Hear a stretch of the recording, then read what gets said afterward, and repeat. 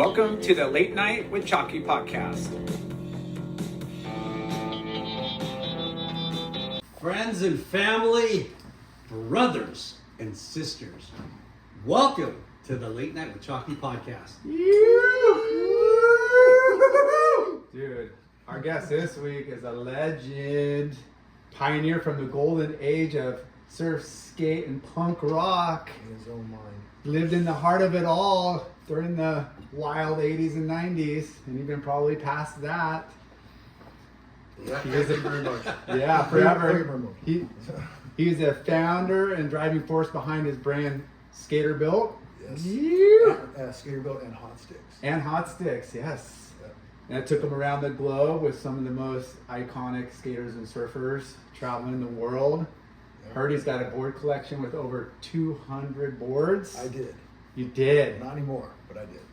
Uh-oh. It whittled down. It whittled down, you know, maybe had to get a cash out a few. Yeah, I got after it when the going was good. Nice. Well, hey, it's like art, you know when to buy and when to sell. Yeah. But from backyard ramps to punk rock chaos, DAVO has lived it all, raw, real, and loud. I'm sure he's got a ton of stories about the partying T-botch. and the south side and the pier and the road of anarchy over here. Yeah.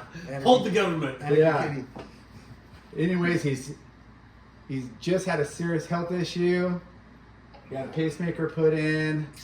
He's on the Still here. mend. He's back. He's here. He's alive. He's standing tall. He's still charging.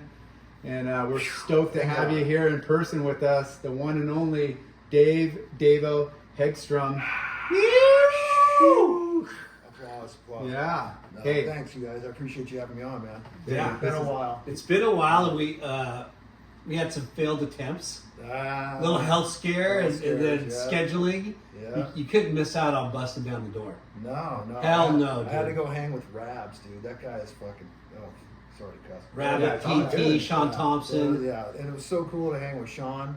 Like the whole night that we sat in the back, where they sat right next to us, and Sean's just like the consummate gentleman. I know you guys have met him a million times, Yeah. but I haven't. I've only surfed with him once, but I've never met him like that. It was He is the what a gentleman. very, very nice man. And then Where'd you surf with him? Oh, down at Trestles one time. Really? Yeah. I've never surfed with him. Yeah, you know, he gets after it. Yeah. Yeah. Even still, I think. You know, this was like 10 years ago. but Yeah. He's still. I mean, he's aged well, but I think he takes care of himself health-wise. He must take something. Yeah. but Fountain of Youth. but it was It's really called the ocean. Yeah, it was really a treat though to see and to get to hang and talk to Rabbit. Man. It was, Yeah. He's that guy.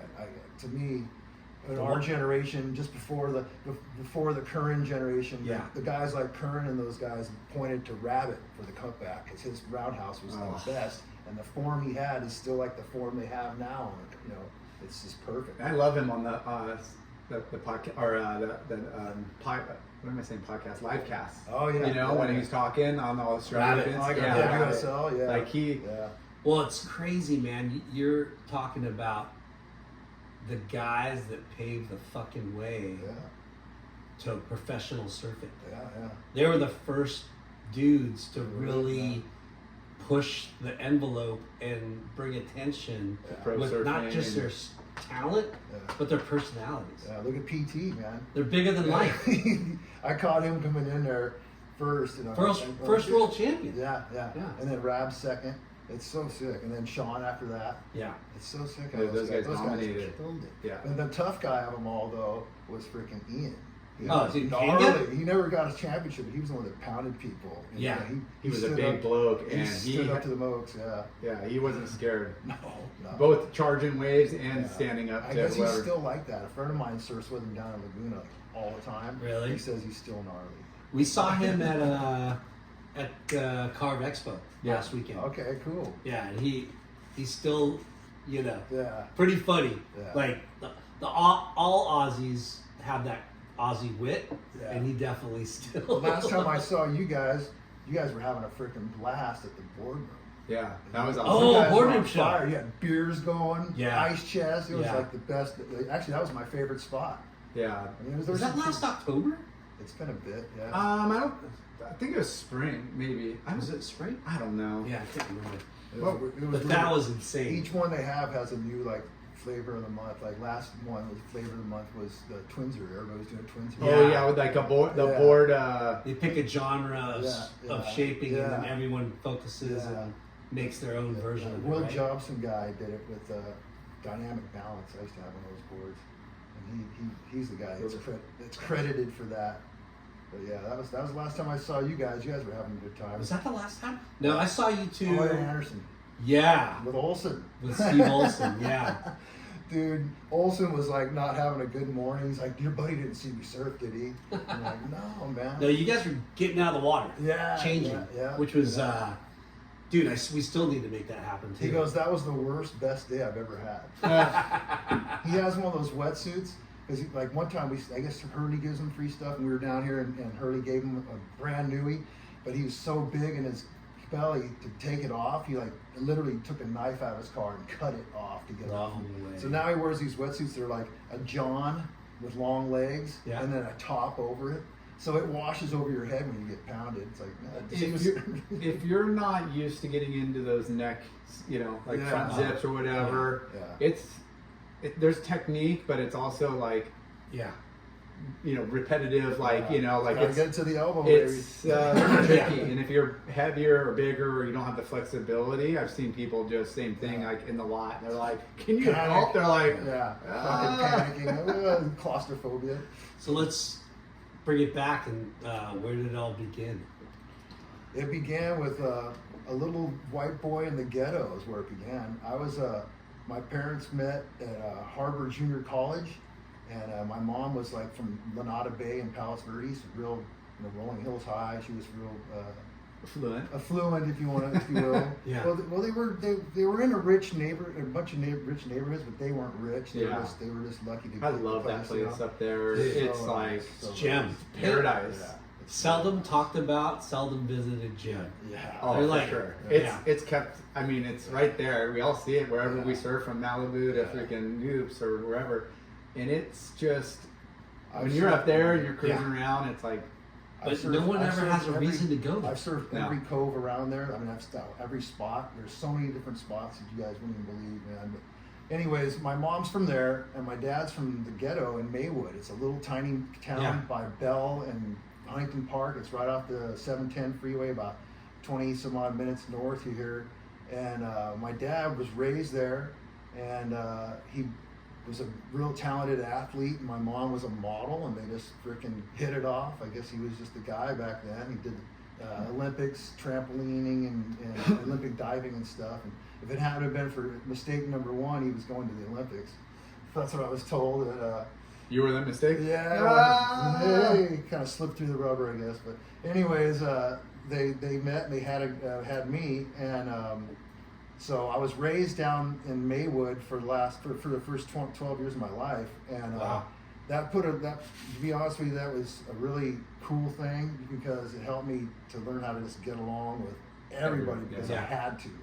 And, Were you like a minority? Like yeah, with there the, was like no the school, whites. everything? I was the only white kid, and so it Are you both your parents white? yeah. Okay. Yeah, and it made me have to be real friendly and funny and find something in common with whoever I was talking to. But could hold your own. But then I had to be crazy and know how to fight. Even though I didn't know how to fight, I just knew how to go crazy. Mm. And so, you just go nuts if there's 4 little Mexican kids that want to beat you up because their sister likes you. You're done. You got to fight. Yeah. you gotta get So, through 4 to yeah, get so to it's her. like whatever's around is a weapon. Like not trustworthy. I'll take anything and hit you with it. So that's how I learned about being tough and stuff. But my dad was Be a never- badass or be Yeah. crazy. Yeah, my that's dad the two never- ways of my- surviving in Maywood. Hey, Yeah. I got the eye twitch. Like, Yeah. hey, he's got a little. What'd you say? No, he's a crazy white boy, and then they call me El Güero and Blanco, Blanquito, and all sorts of cool little names and stuff, and all their sisters. We're like changing it. that into the caption. Yeah. DAVO. DAVO. All DAVO's so boring. All the little sisters. Blanco. Though, it was the Latina sisters though. They were great, but their brothers weren't great. But yeah, that was like literally being raised around the 18th Street gang members and the White Fence gang members, and I was the only white kid. Like my friends were these guys named Cruz and Gonzalo, and these guys were gnarly. Yeah. Their family was gnarly, but they were just kids like me. Yeah. And we got into skating early. And That's right. There was one dirtbag white family down the street, the Paulsons, and I was a hobo kid. I always had like hobo stuff, so I always had. Did both your parents work? Yeah, but I just didn't get. Shit was hard to get back then. Yeah. It's not like the internet where you have access. But I'd always get stuff from older kids and get my first things. And so my pops had a friend that was a surfer. My dad was never a surfer. He was a great athlete, but he was not a surfer. And his What friend, do you do for work? My dad he did a lot of different stuff for work, but when I was young, my mom worked for the county of Los Angeles. She was a 90s woman in the 70s, but while my dad was just kicking back, she was busting ass, basically. But my dad became a real success later in life, and in Maywood, when we lived there, he became the guy that was from there to the two-time planning commissioner guy, and then he became the two-time councilman and the two-time mayor. So my dad was the Your mayor. dad was a mayor Yeah, of Maywood? so I had people wanting to kill me every day. It was rad, Love or hate Wow. politics. You're either on one side, Yeah. When you're one in, tribe or the other. Yeah, when you're in politics, there's a target on your back. Yeah, it was gnarly. And plus, we were white, and there was no white people there, so they didn't like us at all. But anyways, it was a rad upbringing like that. But my pops' buddy, this guy Gene Rouse, he was a surfer. And he smoked weed and did everything or whatever. And I mean, I watched. I was just a little kid, and I'd see him, and he'd hang around. He was my dad's best buddy, and he gave me my first surfboard.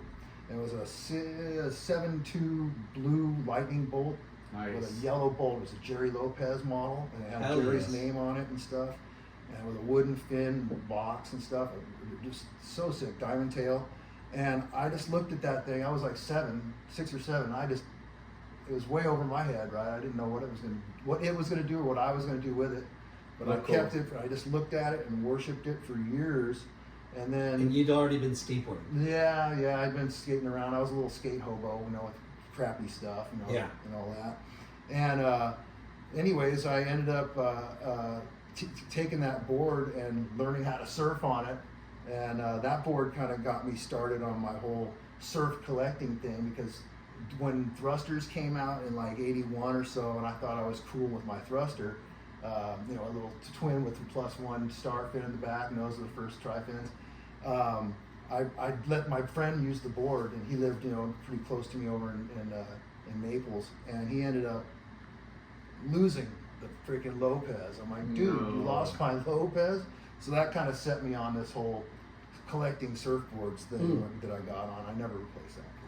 So wait, did you move from Maynard to Naples? Yeah, what ended up happening was my dad's Steve is my dad's name. Little Steve got in the way of our lives, and he messed up with a gal, and kind of things went haywire, and my folks divorced, and so I got taken away from being with my friends in Maywood. I got taken up to 6th grade up to Palos Verdes.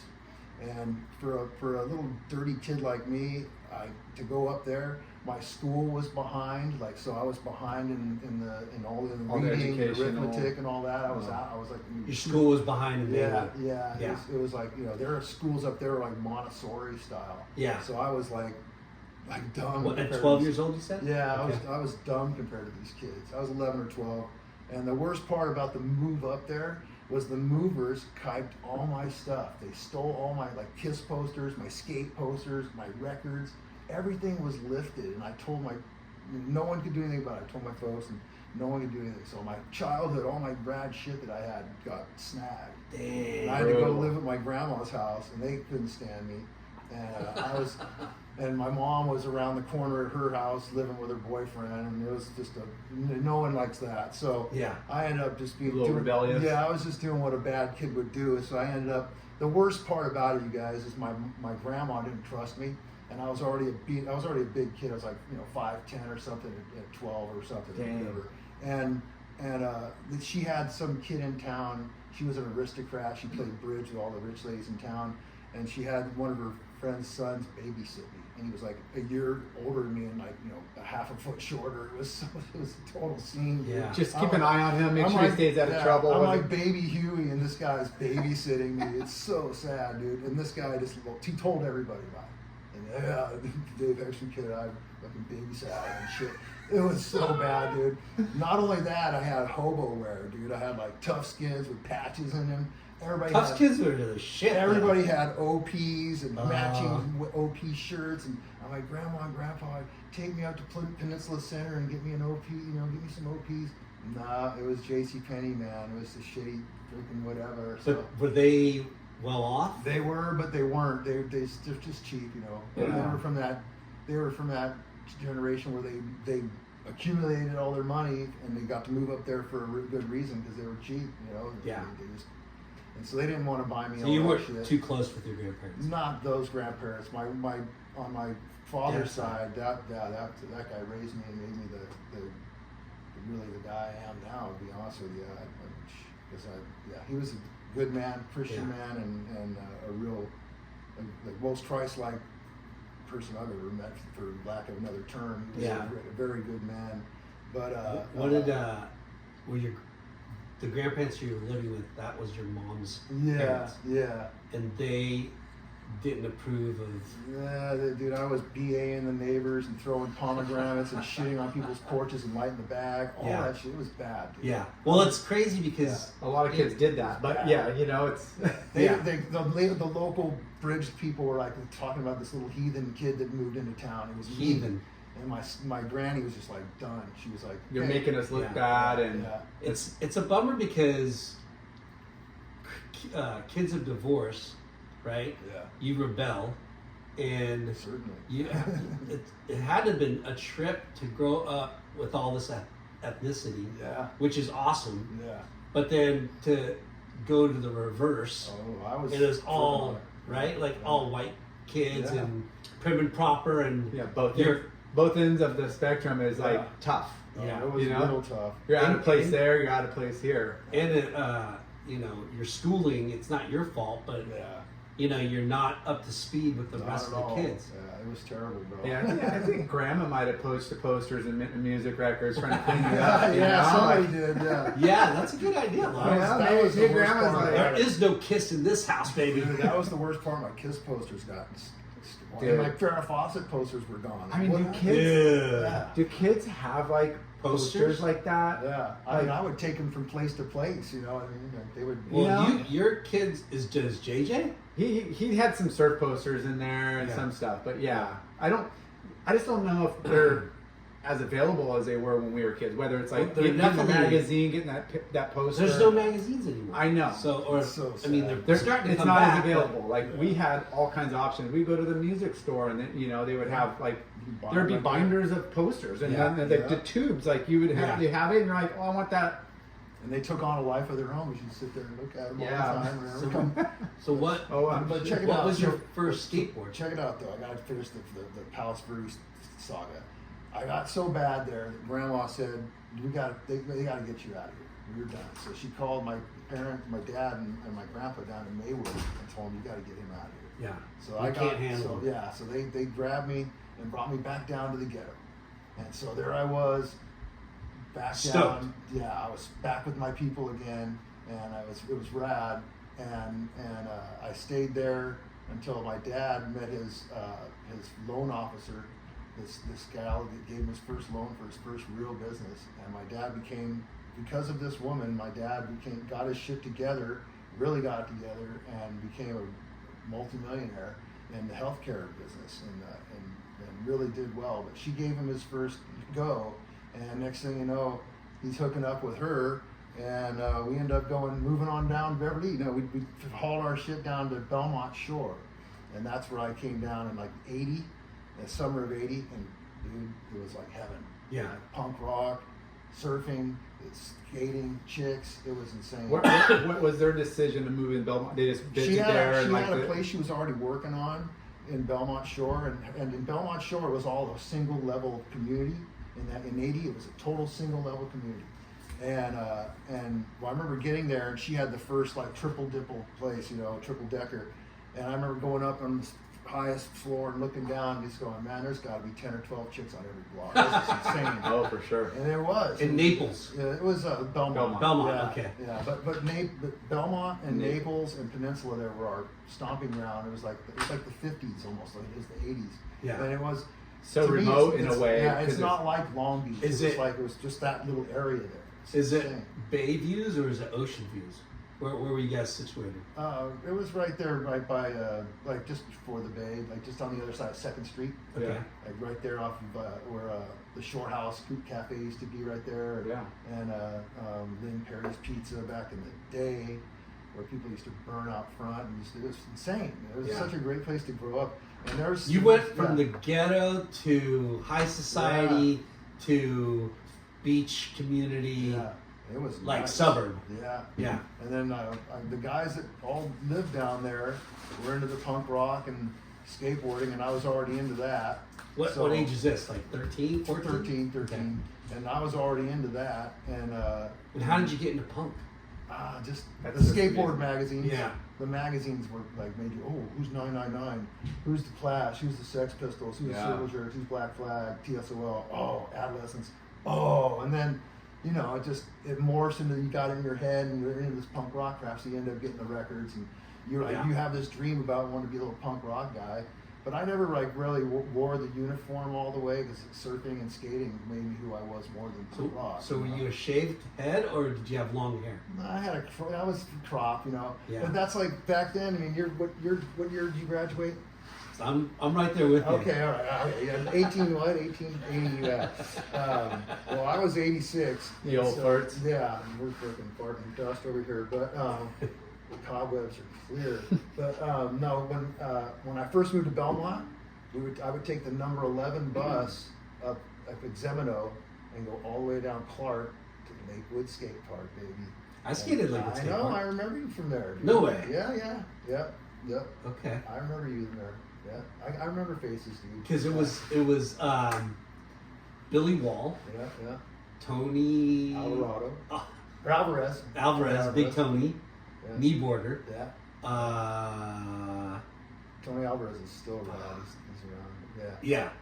But who? There was a Bill Wall was like gnarly. Bill and Tim Metz were the guys that ran. Tim that. Metz. Yeah, they were the best. Yeah. Those two, they were the park team riders, and they were like a year older than me. Back then, a year made a big difference. I was a scrub, you know. Yeah. But And and remember- me and Eddie were the same age. Eddie Ratty. Flores? Or Eddie Ratty, okay. Yeah, and Ratty, we had that kind of same haircut. Like Okay. a goofy blonde kid with almost a mullet, but like cropped on the top. Okay. Yeah. Like not all the way punk rock, but kind of punk rock. Yeah. But Eddie would wear, he had this one like Judas Priest jersey that he always wore. And it was funnier and shit. Like we all had something we wore all the time. Do you have, where was your like shop? Like where would you get your skate stuff from? Or At that time, by me in Naples, and right there at the just before the bridge that goes over to Seal, they had a shop called Endo's Water Ski Works, and this guy named Kent Olson owned it, and he got the best. He was in with all the best, I kinda Al remember Peralta and Sims, and he because had there all wasn't that a lot shit. of shops, and then especially in that Yeah. zone, you either And had to- those, Yeah, Water Ski Works. Yeah. Kent Olson, he was rad. was there like a cartoon like logo out front? Yeah. Yeah. Yeah, he was sick. He was on it, and he had a Powell double beamer orange longboard, the 36-inch that he bought off of Stacy Peralta with mags, you know, tracker mags, the yellow ones, and copers and bones. It was the sickest. It was like a one of a kind. I think his daughter still has it. I think he passed away, but yeah, that was the guy who supplied us there. And then later on, before I got good enough to be sponsored and stuff, we would go to El Dorado, and they sports. They had stuff there off of Wardlow or something like that. No, Spring. It was off Spring. of Spring. Yeah, it was just down from Milliken. And then that was it. And then my friend Tim Metz got sponsored by Santa Cruz, and that's when we started getting stuff from him, hand-me-downs and stuff like that. And then I mean, that's how a lot of kids made money. You know, you get Yeah. goodie Flowers, boxes in, and you would Yeah. He There, went there was like a funny punk rock band group called F Troop back then. Yeah, it was Doc. Yeah. Okay. Doc's dead too. He was rad. Doc was one of the sickest dudes. You know that front keyhole at Lakewood, steep and tight and deep. He would do almost stand up. You know how everybody stand up grinds everything, like racing. Everybody's just standing up on top of then? it. He did almost stand up grinds back then. He was punk as Charger. Yeah. I remember, dude, I would ride my bike because I lived in Long Beach. Yeah. And I told the story before, but my sister used to be a waitress at Love's. Okay. Yeah. You know, it's like the next corner over. So funny. And I would fucking skate all day Yeah. and then go eat for free So sick. and then have a thing of barbecue sauce as my snack on the way home. Nice. You know, it's fucking awesome. Now that skate park was sick, and that's where punk rock in this neighborhood and that part of Lakewood, Long Beach area was born. Because TSOL, Todd Barnes, the drummer, skated there, and Pat Brown, him and Pat Brown, they were older than us. They were older than Bill and those guys too, and that they were there. And I remember seeing Christian Hosoi there. oh yeah, he was. Like He's young. my age. Yeah, he was. He ripped. When I first met Christian, or first saw him skate, when my parents got divorced before I moved to Belmont Shore, and I was still living in Maywood, my mom would take me on her weekends to a Marina skate park in Marina Del Rey, and me and Christian and Mike Smith and a few other guys would just sit there and wait until they opened. We were there before. Christian's dad used to work there sometimes around the counter and stuff, and that place was the best skate park of all time, I think. Do you remember when he was, I think he was a Sims kid, right? In Tracker Trucks. Yeah. And then they had the fucking wire thing that would spark at night. Oh yeah. Remember that? Yeah. On the trucks, you like Flints, screw them onto the trucks. Yeah. And at night, I watched him do it. Yeah. I was at the skate park and he was in the half pipe. Yeah. And he would fucking go up and then do a slash or something. And you'd see these sparks, come off the tail of the board. You're like, what? So sick. And that half pipe was gnarly. It was kind of gnarly. It was pitched, and it was steep and very tight, and wall to wall, and just going, take your ass straight to hell. Like 22 miles an hour, 25 miles an hour. I don't know if it was Tim Metz or Bill Wall that taught me how to do a backside air. You one of were those pumping guys. airs out of there? Not out. Oh, okay. Not in the half pipe, in the pool. Okay. But I remember trying to do airs. Yeah. And I remember it was probably Billy. He would probably help. Tim didn't help anybody. One of these guys, one of those guys. He was like, it was so simple too. Yeah. He goes, wait until you feel like you're gonna stop and then pull. Yeah. Right. Yeah. And fucking boom. Don't early grab. No getting down low first. Yeah. Don't do that. Yeah. So I'll never forget this because I didn't pull it off. I fucking flew out of the fucking pool, like 3 feet out. He goes, wait until you feel like you're gonna stop and then pull up. Yeah. And then I was hauling ass. And it's almost like a stall. Yeah. Like when you're almost gonna feel like you're. Yeah. And I remember going, okay, I got this, and I go boom, and I'm like 2 or 3 feet out of the pool. Yeah, for sure. I was like, holy shit. And then I can never do the fucking layback, like front side grind rolling. Yeah. Shugo Kubo. Layback rollouts. Yeah. That's what I wanted to do. That was the stylish move right there. Yeah. Man.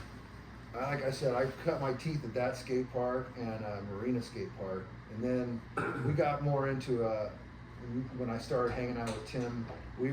In my part of the area, like in Belmont Shore, Long Beach, and the Heights and Naples and Peninsula, I was the guy. Like I was the guy around there that had everybody following me around and we were skating all the spots. You're the Pied Piper. I was that guy around there, but I was nothing compared to Tim and Bill. Yeah. And they were in different parts of Long Beach. Tim was off of like Studebaker, and back then it mattered where you were. Like Bill was more from the Milliken area. Yeah. And Eddie hadn't gotten good yet.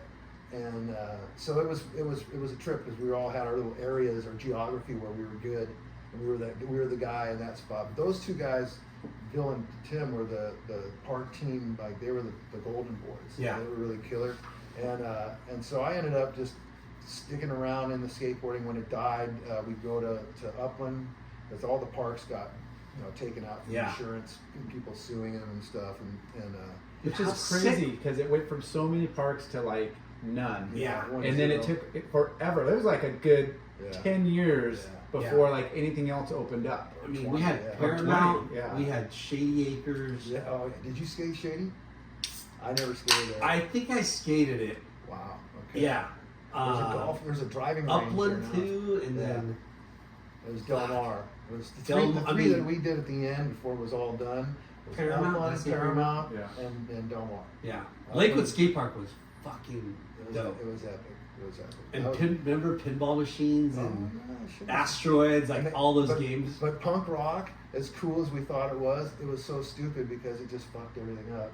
It fucked, it Everyone ruined, wanted to it ruined thrash. the skate park, Yeah. and it ruined everything. They had a punk show, they had F Troop play there with Young Americans. It ruined everything. Just Young messed, Americans. messed everything up. Yeah. And then It's like, dude, we gotta keep this under and the at radar. Marina they had the Circle Jerks play there and Black Damn. Flag played there, and they just ruined the place. Yeah. So it's punk rock was rad, but it was stupid. Yeah. And I told this story before when I was a kid, learning about that, right? Yeah. We used to think, when we first started listening to music, Yeah. we were thinking Boingo Boingo was punk. Yeah. Yeah. You know? Yeah. Yeah. And fuck, we even DAVO. thought Billy Joel was punk for a second there, Oh, and then all of a yeah, sudden yeah. you're like, holy shit, this ain't punk. Stu, This is punk. No, Well, it wasn't like the music you grew up on because your parents would listen to what was Yeah, like, rock and roll and like Motown classic rock the and whatever. songwriters of the '70s Yeah. or whatever. So when any '80s music, you thought like, oh, this is like our generation Yeah. of stuff. New Even wave. though, yeah. New Wave was epic.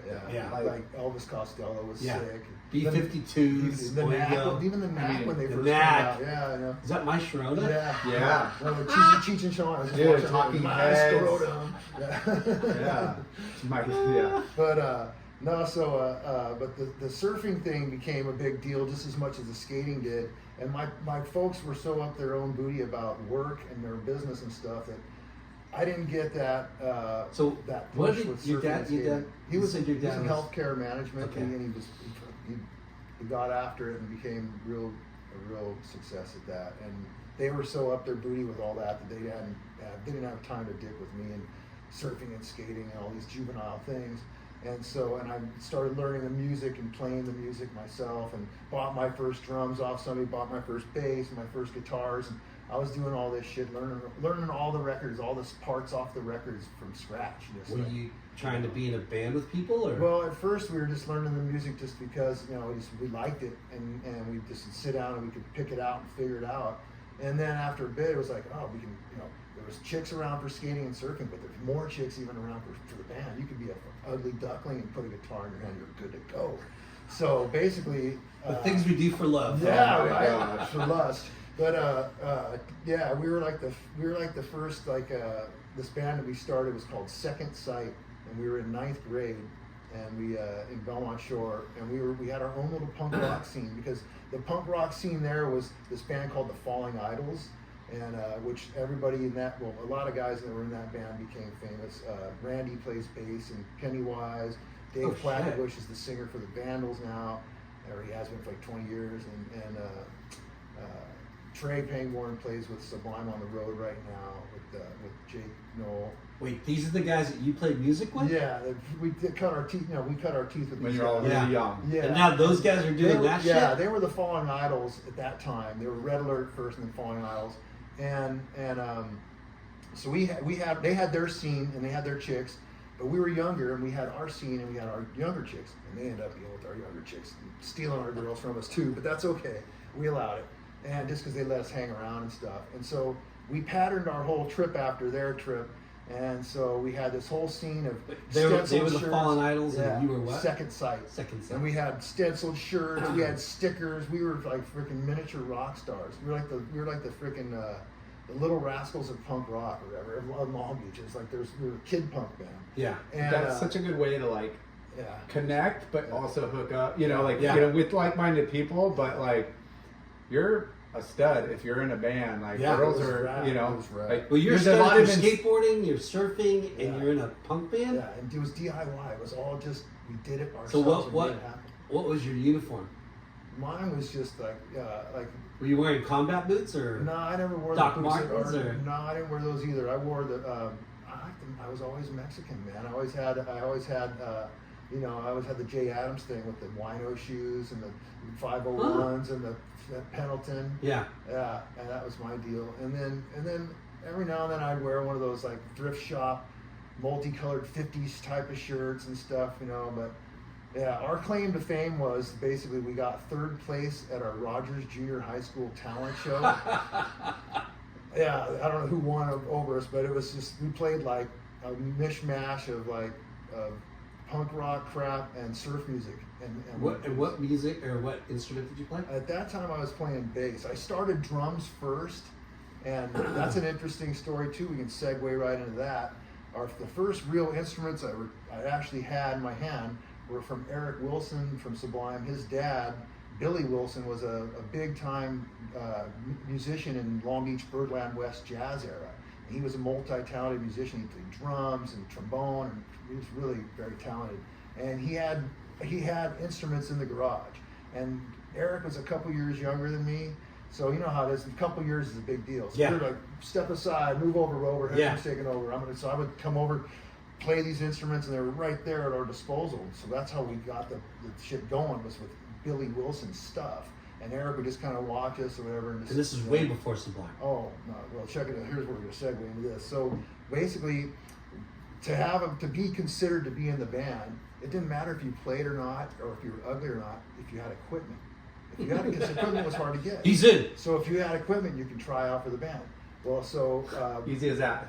at our school, and same age as me was Brad Knoll, and Brad, no one ever called him Bradley. His dad, no one ever called him Bradley until he died. It's really trippy. But anyways, Brad Knoll went to school with us, and we just messed with him. The singer. Yeah, he had a Dutch boy haircut and braces, and we fucked with him for years. We messed with him, but we finally said, hey, come and check it out. You can go to our practice, and maybe, you know, if you're good enough, you can play.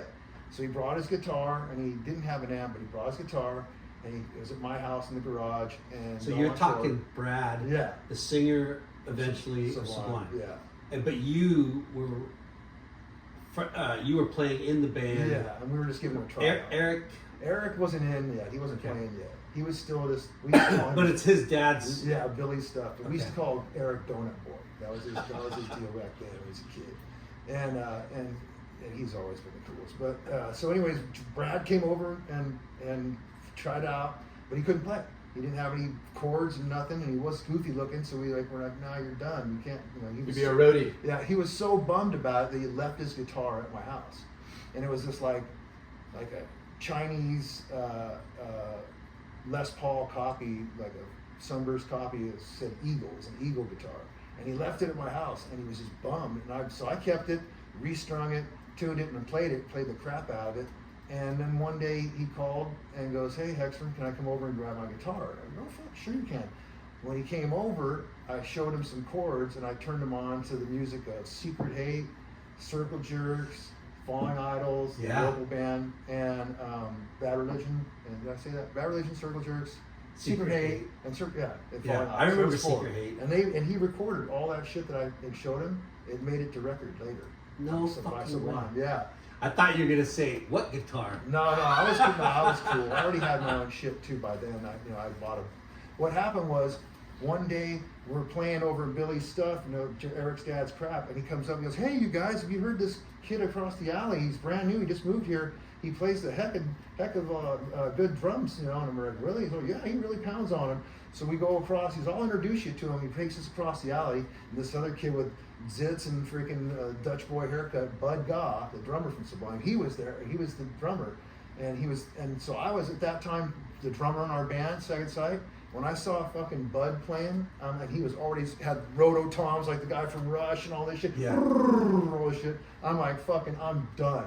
I'm not playing drums anymore. That guy's rad, and I'm never gonna get rad. So you put him in your band? No, we had him on the back burner. Okay. I just said, fuck it, I'm not playing drums. So I played bass instead, since I already knew how to play guitar a little bit.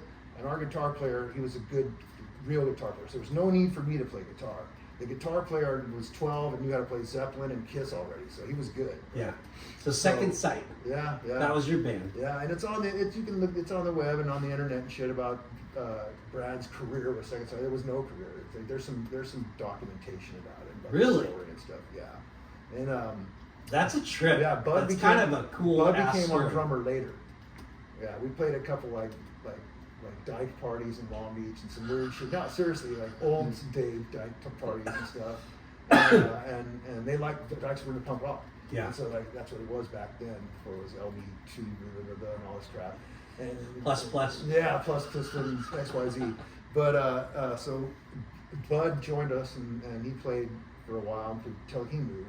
And then when he moved away, then our band went away and we were done. But I moved on to other bands after So that. did you guys played at like backyard parties and? Yeah, but we made them ourselves. Like we were like fucking, we'd go to 2nd Street and pimp the beer. It was insane. People would just like buy the beer for us. Like, Yeah. I can't believe it. It was like, man, we really got lucky. High school parties? No, like, this is junior high. It was 9th grade. Jeez. Really? Oh yeah, they started out early in Belmont Shore, though. Long Beach too. Yeah. And there are so many people we've talked to where they would make money charging $5, Oh, yeah. $2 to To a get party. in to Yeah. a house party, Yeah. and they're most The likely best parties I have ever been to were my house Oh, sick. back in the day. I remember the first party I threw.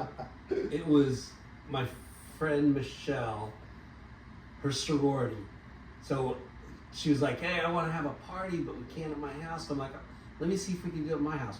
And it was a fucking rager, bro. I love that. Do you guys ever band play too? 11th or 12th grade. I think it was 11th grade. Did we have a band? No, not the first one, but the second, third, fourth one. Yeah, And you were from Long you went to- Beach. You went to Jordan. I went to Jordan. Okay. Yeah. I didn't make it to too many parties up there. Dude, Yeah. we went back then. It was crazy. you right? go so far for like a house party sometimes. Bro, I yeah. don't We think I've been to would too many end up parties in there. Los Coyotes Diagonal. Yeah. We would be down in Long I Beach. remember seeing you at lots of parties. Yeah, we over used to the years. rage against the machine. Yeah. Oh yeah, for sure. Hard. For sure. It was fun. Yeah. So because you went to Anderson Street too, right? Started going there after I grew up. The river. Living in the peninsula in Long Beach, dude. It's already been, everything's blown out now. Yeah. Everybody knows everything. On a southeast swell, and on a south enough swell, Long Beach has got waves. So we surfed Long Beach. I probably surfed Long Beach more than anybody alive. Really? We surfed that, fuck yeah. Like 72nd Street has a left and a short right off it. It's not anymore, but it did. And I got a whole bunch of shots. It was a great time, man. We surfed there, and then we would go paddle across to river, and we did the whole river thing. And that was rad. And then I can't believe the shit we did, dude. We'd fucking cross those jetties in the fucking wind with big, huge longboards or short, whatever we had, and go surf Riv. And if Riv wasn't breaking, it was the winter, we'd walk all the way to Northside and surf, and then come back and paddle back across those fucking jetties, come back and change and go to school and stuff. It was like insane, the shit we did. I can't believe it. It's like, I can't imagine a kid doing it now. And in my condition now, I sure couldn't do it, but. Is this junior high? Yeah, it was junior high. Yeah, it was junior high, and then into high school, it got more serious. In high school, then You're starting to drive. it went from north side and south side. South side was my stronghold when I was a kid, and so was north side. But the thing is, I was able to get away with murder because I ran with this guy that, like, he saw us surfing all the time, and I had this little contraption with all my stuff, like a big trailer on the back of my bike. And it had all my surf craft on it, log, shortboard, medium board, fucking fins, and whatever. It had it all on it.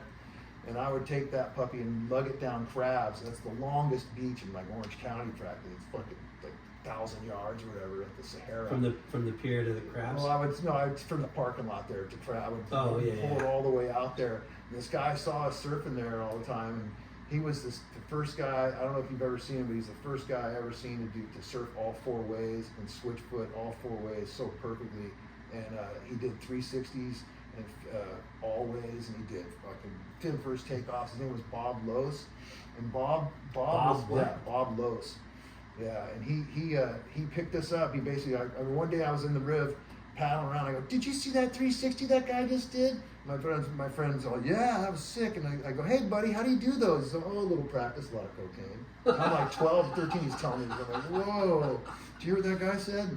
A little practice and a lot of cocaine. That's what he said. So Was he an older dude? yeah, he was Like- 10 years older than us. So he started picking us up, and he had this crazy van with a Dodge van with like perv van with girders on the side, so he could play Kings of the Road and crash into people and shit. He was gnarly, and he had a sticker. Los. He had a sticker on the back of it. He lived in the hole, right there off of Loins, PCH, the hole they call that. Is. Yeah, and Bob. Was he long hair, short hair? At the time when I first met him, he had longer hair because he'd just gotten back from the service.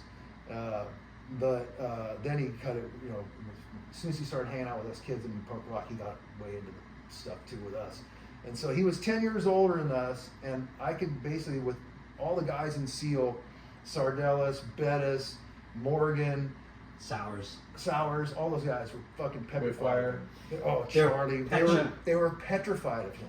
They thought he was fucking crazy, and they called him Psycho Bob.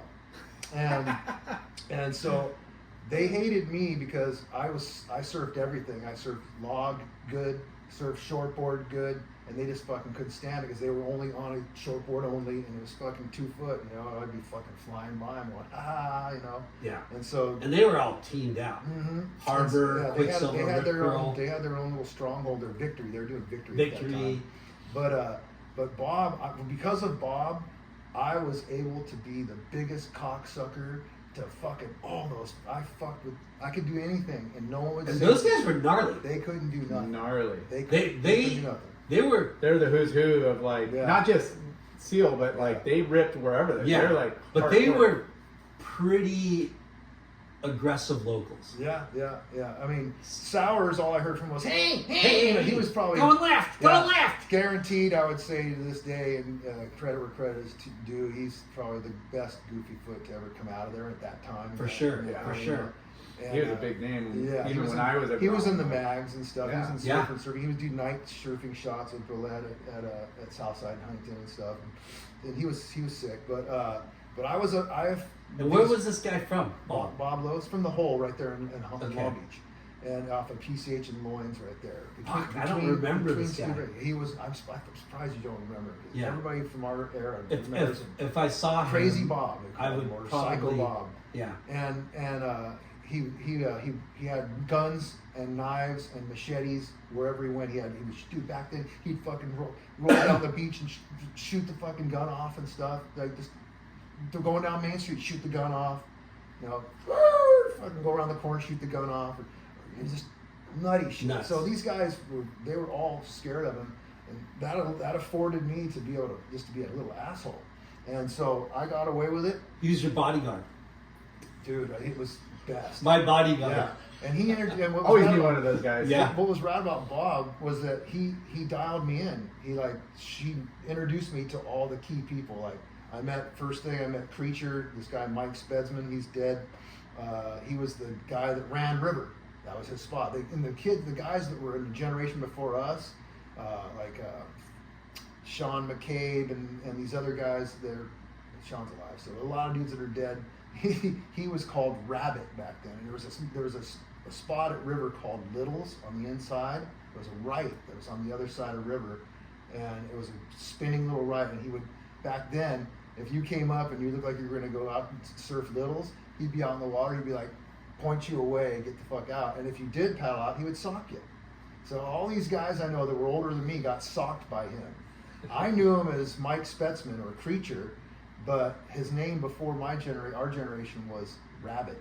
And they all fucking hated him. My friends were like, you know that guy? Fuck that guy. He fucking punched me out when I was 13, 14. You know, I just bombed on him, right?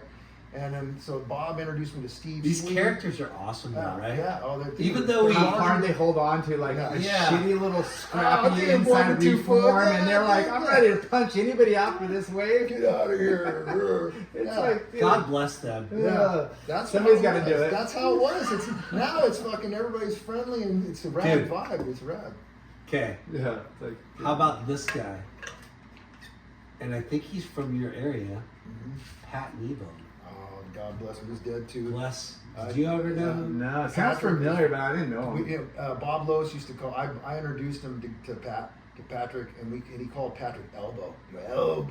And Pat was he hopped. Bob would take off at Southside, like he would take off at Southside Seal. How tight that pier is, right next to the seawall, 3 pilings back.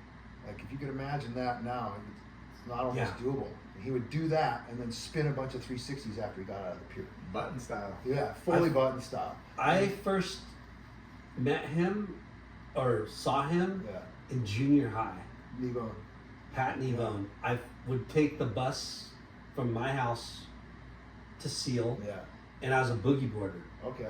And then he would get on the bus with a fucking like 4-foot surfboard. So you were going down probably 4th or 3rd Broadway, or you were going down Cherry. Because he was right off of 3rd and Glass. Yeah, whatever the bus picks you up at. I think it turns left on 4th Street or something like that. Yeah, goes all the way down. And dude, the kid would, bleach blonde hairdo, freckles. Yeah. Look at Mr. Magoo. Yeah, little Mr. Magoo. Yeah. And then he'd get on the bus. The only kid I ever saw on the bus with a surfboard. Yeah. First time. And You're like, shit, you can do that? and he fucking, we'd all go to Southside.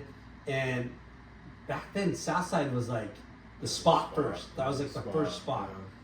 Yeah. And the kid would fucking go out and I'd be like, he would rip. First dude I ever saw do a real legit frontside air grab and make it. And he would look at you. He would do an air look back at you, get your fucking eye, get a little eye contact. And he was go by. the weirdest. He had a weird fucking personality. He was super weird. Yeah. But he fucking ripped. And he was a big wave charger. he charged. Every time it was big Southside, you would see that fucker. I loaned him, or actually, I loaned him a board I had. I had like an 8.6 Burke gun, and he was going to Porto one time, and he gave me the pink slip to his Volvo station wagon, so he could take my gun. And I gave him the gun. He broke that fucker, but he sent pictures. He was the only guy out. None of those guys, Coca Nagals, none of those dudes were out. It was huge. It was like 40-foot faces, and he was the only one out. You fucking nuts. You see you look him in the eyes, they fluttered. Yeah, because he was crazy eyed. He was gnarly. Guy was fucking nuts. So Patrick hopped Bob. Bob was in the pier one time and doing his takeoff inside the pilings, and Patrick hopped him. And so Bob was wanting to kill him and stuff, and I brought them together. Like, hey, dude, keep it cool. And he said, "Oh, I'll never do that again." And so it was all good after that. Yeah. But Bob would do shit like they put a fence on the seawall at north side because he would run out on the seawall with his booties on and jump off onto waves. And so Nebo would do that? No, Bob would do that. So they put a fence there. The city did. And then at night, one night, Bob came by and shot the lock off it. And the next day, he was out there on the fucking the break wall, the seawall, taking off on waves again. He was nuts. Yeah. But two crazy dudes. Yeah. And then was his name really Nebo? Yeah, Patrick Kneebone. Yeah. His brother, he had 2 brothers as well. Yeah. I remember the one brother, the skinny one. Don. Yeah. Kneebone should be the knee border. Yeah. Dude. Yeah. He was rad though. He's like my body build, like short and stocky, and the guy, he looked like Shane Horan too. Yeah, he surfed even just like that. Yeah, almost just like that. Yeah, squatty and fucking. Yeah, but he was fast and he could do airs and stuff. Yeah, 360s, and he rode zaps. He rode zaps too. He rode laser zaps. At that time. That was the cool thing at that time was even if you had a thruster, you could have a 20-inch tail. Yeah. It was like, but he made a fucking lasting impression. His funny time was there was a big story that would go around. Oh, I heard Pat Kneebone got punched out Martin Potter at Surfside at the hole, and no. When I asked him about it because he was painting before he died, I had him doing a job at my house. He was doing some painting for me, and I asked him about that. So what happened? Did you punch Martin Potter? I said, fuck no. Yeah. He's like, he slapped me. I'm like, oh, really? I could see that. Potter slapped him. Yeah. And you know what he said? I go, why didn't you punch him out? Or why didn't you do something back? He's all, no. He's all, what? I guilted him. I'm like, what'd you do? He's like, dude, I just said, how could you, dude? I can't believe you just hit me. I fucking thought you were the coolest surfer around. I love your pictures and thought you were the coolest. You're a fuck. Yeah. Fuck you. And so that's what he guilted Potter out. I like that. Yeah, instead of being like coming back at him, he's like, fuck, dude, I can't believe that, Oh, yeah. Potter probably thought, like, dude, give me some, like, like, back then, like, all those guys were kooks. Like, you know, not Potter, but just a pro surfer, you know, like, gnarly, hey, I'm out here training, like, leave me alone. I don't want to be bothered, you know, like. They were all Taylor Knox. They were all training. They were just I'm at work here, you know. That kind of, like, Richie was like, I mean, all of that Richie era was was, gnarly. I mean, they're big-headed and arrogant in a way, but they, you know, they probably just wanted, hey, I'm just trying to get some waves and train and get out, and people. Yeah, Surfside was on the map back then because everybody would come here for the OP. You go straight to Red Onion, get a couple waves, and you go hit the Red Onion. They'd go do the RO, yeah, or they do El Paso Cantina and all that shit. That was a big deal back then. And Shane used to hang, and it was sick back then. That was definitely a rad time. We got to segue into the OP Pro really quick. I got a funny little story about the OP Pro. You remember how they used to have the bikini contest? Yeah.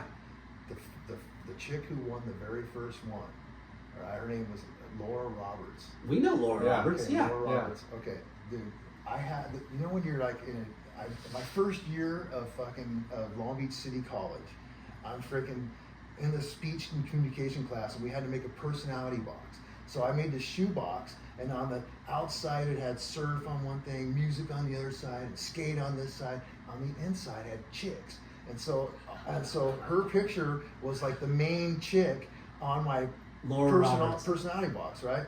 Lo and behold, your boy here, we became lovers at one time. Shut the front door. It was hilarious. Wow. I took her away from some guy named Darren. That was really lame of me, but I did. And we became boyfriend and girl. Her friend Sandra liked me. Sandra Rothschild, Sandra Watkins. Sandra Watton. Yeah. She's her best friend. They ran around together, and she liked me, but I didn't like her. And so me and I stole Laura, but that was my claim on that. It was like, dude, that's a big claim. I got Miss OP Pro, and, yeah. And I told her, I showed her, this is my personality box. Here you go, bitch. So wait, did she see that box? Yeah. Oh shit. Yeah. We were almost gonna get married. Where did you guys meet? At San Onofre. Nice. Yeah, that was so stupid, dude. That was so bad. I used to just swipe girls from guys. It was so bad. So lame. Yeah. We were all pretty bad. Like, really stupid. I'm so glad. My son isn't like an idiot like I was. Yeah. Dumb drums. Yeah. But we didn't know any better. But it wasn't really bromhood at that time at Sano. That was like, she was 29, I was 27. Oh shit. Yeah. So way later. Yeah, it was later on. Okay. But it was still, I had to show her I had the box. Yeah. Still. And there you go. And this, it's like, you're like, that was the one. not to be creepy, but I've been in love with you since. I had you on my personality box for 20 years. And here you That's go. not creepy, is it? Yeah. I love you. Miss OP? Yeah, the first Miss OP. I remember. That was pretty sick. I was kind of like pretty stoked about that for a bit. Yeah, she was like in the Stussy ads too. Yeah. You know that? Yeah. Big Tony was absolutely in the gorgeous So too. crazy. Did you know that too? I do vaguely remember, yeah. But did you, because in high school, Anderson Street was like the fucking spot. It still is, but we don't say anything about it. Yeah. But it was like the melting pot of all the I saw you there a lot. Dude, that was a spot. And back then, the guys who kind of ran it were a little older than us. Yeah. Rod Schmid. Yeah, and Kissel. Kissel. Was rad. He's Vega. He's dead. Richie Vega. Bobby Clean. Bobby Clean was rad. He was one of the better guys ever there. And Baker was pretty good too. Yeah. He was older than us, and so he was already ripping and stuff. Steve Hard. Carlson. And Brent Philippi was there too, and ripping the backside. He was, regular. Right. All those guys we just named were all goofy, and we're, and so. But No, I'm goofy. Yeah, You're gravitating all the guys you. Yeah. They're all goofy. Oh, what's you as regular footers? Those guys. Brent was a regular footer, but yeah. But Philippi's still fucking he's awesome. rad. He's still charging it, and I see him surfing Rev and cliffs and stuff. Yeah.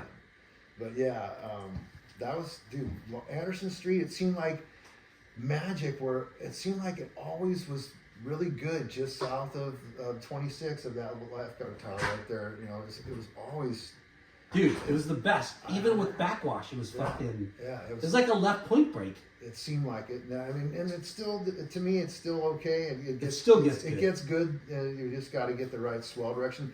I think I don't care if you say we blow it out. It doesn't matter. Everything's blown out. But the best swell direction for there is like southeast, or because if these straight or really steep south. Yeah. Because the ones that are straight, the southern hemis, they're really walled. You know, Yeah. and you don't get much long of a ride.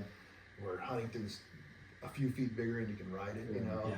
And if you can deal with the current, but Yeah, it's every always time it's smaller. big in Walden, Huntington, Yeah, Yeah. I go to Anderson Lyndon Street. doesn't like the paddle. He doesn't like the big waves. and it's like No. the end of the road. It's like it is. It's literally the end of the road right there. It's like you these lefts just pile right in. Yeah. To where that little kind of a Little knuckle. Little teeny little knuckle. point right before the hole, Yeah. and it just piles right in there. Yeah. Do you I think think that all the dredging has like not, I mean, it used Hurt to, it? we always used to say like, oh, the old pier, was better than, the new pier, and then the big, hurricanes have kind of changed, but the dredging down there, I do feel like didn't help. Yeah, You know? it's Yeah. nice to play. Like the hole's never been the same. You have to get it on a higher tide with the swell coming in, and you got to wait for the right swell to be a rebound. Remember, it used to rebound all the Dude, time. Yeah. Like Slater. That was the weirdest I used to peak. see Slater and his brother there. Yeah. Like those guys frequented it back Yeah. then. They were young. Like Yeah. His brother's our age, but he was like. He was- Peter Boulay Yeah. took them under their wing. Yeah. And there was a girl that started Black Market or Pipeline, Yeah. Pipelines. Leashes? Yeah. and I think they used to stay with her family Yeah. there.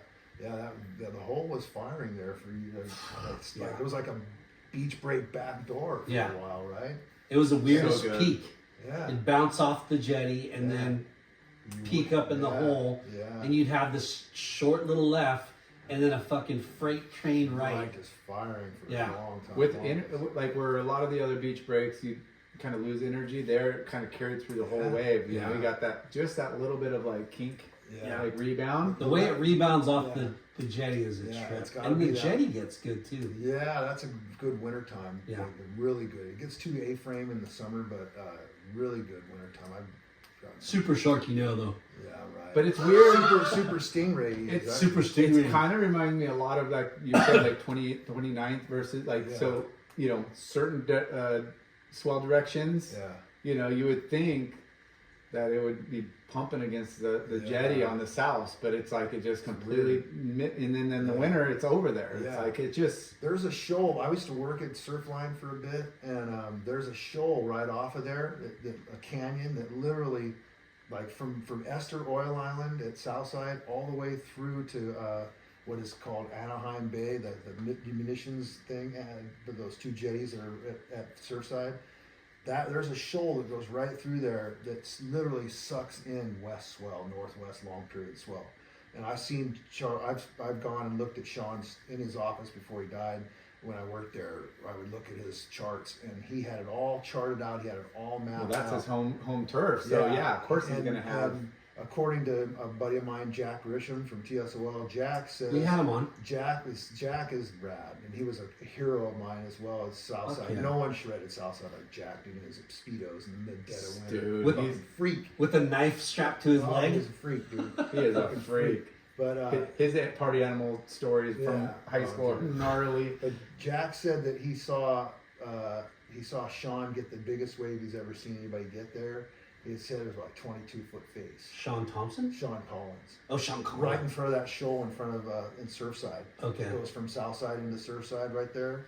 And so Surfside sucks in the Surfside and the whole area suck in long period west, like raw west. That's why in the wintertime it's barely even rideable because it's just grinding out of the west and it's walled. No one can surf it, and you have to surf at the end of the houses because it's kind of more protected and not as much west gets in there. Yeah. Man, I wish It's we got more gnarly. west. Yeah. When west everywhere Is it lights Catalina up. that blocks everything, or? A lot, yeah. Yeah. But man, it's like everywhere, beach breaks, all the reefs, everywhere bumps up when it's on a more Yeah, true west, west with a little combo. So nice. All the other swells just kind of go right by, So, west comes depending on from- where you're at. But So you started talking about going to Long Beach City College. What Yeah. before we go to college? What high school did you go to? Wilson? I went to or- Wilson, yeah, and they didn't have surf teams or nothing like that. So I learned how to. They do now. Yeah, everybody has one now. Shit, but back then I learned how to write my parents' names really well. So I was forging and just getting in and out, doing whatever I wanted to do. And I was one of those kids that could do, was very gifted athletically. So I did like every sport I would try, I would be able to make the team, but I just didn't want to do it. And then so like the last thing I did was like swimming and water polo. And I was like, you know, one day I was like, you know what, I'm missing surf. That's just, I can't miss the Surfing waves. takes you know? over. So surfing took over, but my parents, you know, they, like I said, they were up their own booties so much with their lives and their business that they weren't able to really, and I was the oldest son, you know, I was my dad's first son from his first marriage and stuff, and he and his wife went on to have more kids. So, be honest with you, I fell by the wayside on that. You know, a lot of kids on our generation did, and so I was raised by these guys that you know, I could have been, you know, done the pros. I did WSA with Timmy Stamps and Chad Wells and Eric Brendel and these other guys that were local. You know, when we were kids, they're all the same age as me. We all did that, and I did real good at it too and stuff. And so, you know, I could have, if I would have had the parental push or, you know, any kind of monetary behind me, I would have been able to do whatever I wanted, but I didn't. And so I just became that kid that just was a little punk, being an underground surf rat, showing up at contests and surfing on the side, trying to bum everyone out, that kind of guy instead. And You guys are kooks. Yeah, we were Oh, you got a jersey on? yeah, and all the guys that raised me, that made me who I became in surfing, they were like Bob Lowe's and Mike Swales and Mike Wells and just these host of Long Beach guys that were and this guy Wolfie Mullender who's still alive, and these guys were fucking all underground. So it wasn't cool to have. You were the counter Yeah, culture. It wasn't cool to have pictures of yourself and this and that, and you know, it wasn't cool to go with cameras and do contests anymore and all that kind of shit. So I had the aptitude to be a professional longboarder or shortboarder because I did them both equally. But like I was doing 360s on my longboard when Joey Hawkins was still, his dad was taking him to the river, and his dad had the mullet with the Rolling Stones patch on his wetsuit, so Yeah. with the big tongue on his wetsuit. So Ronnie epic. Hawkins was sick, dude. Ronnie was They were epic. from Paramount. Yeah. Were they? Yeah. That family was all Yeah. time. Yeah. I remember the dad and the mom. It's so rad mullet for Yeah. life, dude. Ronnie had a Mul- mullet like for just- life. what- Sick and big what's wig the- of hair. Not to be What's the disrespectful. Fabio? It was always like Yeah. flared out like a lioness, Hey, like a. not to be disrespectful to them at all, but No. they looked like white trash. They were from Paramount. They were like Fuck yeah. super white trashy looking. Yeah. Dude, They, his they were dad kind of looked- like a gypsy slash Yeah. like hobo. His like, dad, crazy. his dad Yeah. looked like he could go surfing and have grease around him, a puddle of grease. Like, you know? Yeah, or And like then- kind of like a biker, Yeah, like kind yeah. of But look. the- Tiger King. But the sew-on fucking tongue patch, Yeah. like this big on his Yeah. wetsuit was I didn't know they sick. went to Seal. Yeah, he was a river local. Ronnie would take him every day. Like I said, so he was younger than us, Joey was, but I'm just saying, I was already that good Yeah. on those type of boards. Yeah. I rode them all. I rode everything kind of equally: thruster, single fin, twin fin, short. You know, I did that, and I did longboard and performance longboard and regular logging. What Did all boards that were you shit. riding? Shit, back then it was well, first thruster was a Harbor 2+1 that was made by Rich, and then I went on to have like dynamic balance, Will Jobson, some boards from Caton. There were regular thrusters. I forget who their shaper was at that time. And then when Charlie started shaping some harbors, I got some of Charlie's harbors. That was like '86 and stuff. But I had a lot of old boards and stuff that were like old logs. And Bob Lowe's was sponsored by Infinity, Steve Bainey, so I'd get his hand-me-downs and I'd be able to Crazy ride. Bob was Yeah. sponsored? Yeah, and he rode for Rainbow Bridge Surfboards, which was an underground surf shop in Long Beach where the 49er Tavern is, Yeah. in that same market right there. Somebody brought that up. I can't remember It who. was probably but- Sardellas. Okay. Yeah, I bet you. Yeah, it probably was because the guy who owned that he was from Bell, I was from Maywood, and it's weird. I just became friends with these people that had something in common with me, but we didn't know it until we became friends. It was like, whoa, hey. Yeah. You're the next town over. Yeah, Herbie Spitzer, the Spitzer brothers, Ray and Herbie, they were freaks. And Herbie was like Tony Alva when, back in the old days, and he was skating pools. They called him the king of the Compton pools. He was skating Northtown, Long Beach, and Compton pools, and in tight, shitty apartment pools. Yeah. And they would bring weed and beer and any like bicycle parts and roller skate parts to give to the kids, just so that they'd be able to get access, and the kids would let them in, and the big brothers would mess with them and shit. And I became good friends with Herbie. Yeah, I became good friends with Herbie, and Herbie, he worked at Lickety Split, which was in Signal Hills, a skate surf shop for years up there. Shit. Yeah, and what a cool name. Yeah, total Stony days, right? Fuck. And mid 70s, and then he made Rainbow Bridge, which was in the late 78 to 80, and so it was kind of before my time. But I became friends with him, and he started making my boards for me. And the story goes, this is the truth, straight up. His brother Ray was the king of the fishes. He always rode fish. He stuck to fish. I played in bands with Ray for 25 years. I played with 1 million guitar players, and I play guitar, and this guy plays Hendrix.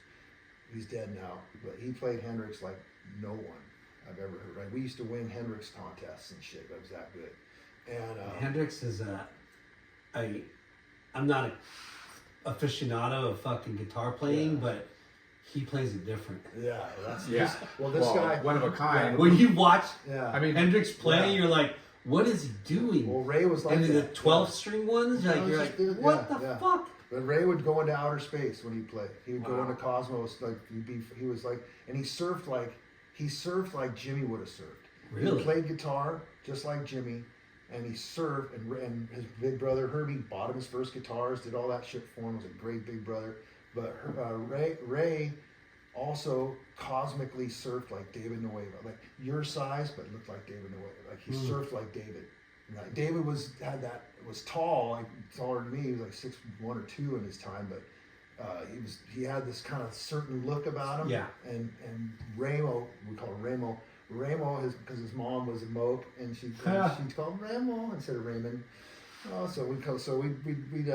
We'd watch Ray. I'd watched Ray, and I'd been in the band with him and stuff. And he'd surfed. He was like he played guitar like Hendrix and surfed like fucking like Nueva. Wow, it was insane. Talent. Yeah, and he rode fishes only. Dino, David Nueva, Steve Brome, or Terry Martin shaped fishes. The real shit. Down rail from tip to tail, just the shit. Yeah. And David knew, like me and Ray took David with us up to Malibu and surfed, and David would watch us ride our fishes and shit. David Nueva? Yeah. Wow. And David loved us, and so we were the only people back then that rode fishes. This is like 1980. This is in the Kelly Slater era with the Aladdin slipper boards. That no one could catch waves on. That's the 90s. Yeah, it was in 92. 92. And Slater just won his first thing and done his first 2 championships, I guess. It was 99 through there or whatever. And so the Aladdin slipper was under everyone's feet, and no one could catch waves but us. And so what ended up happening was I told Herbie, I go, can you make a fish? And he said, yeah. So in 92, Herbie made me, this is before like Al Merrick had come out with their twin finner, before the movie Litmus had come out, before Kern had been riding Skip Fry's fish. This was right at or just before that time.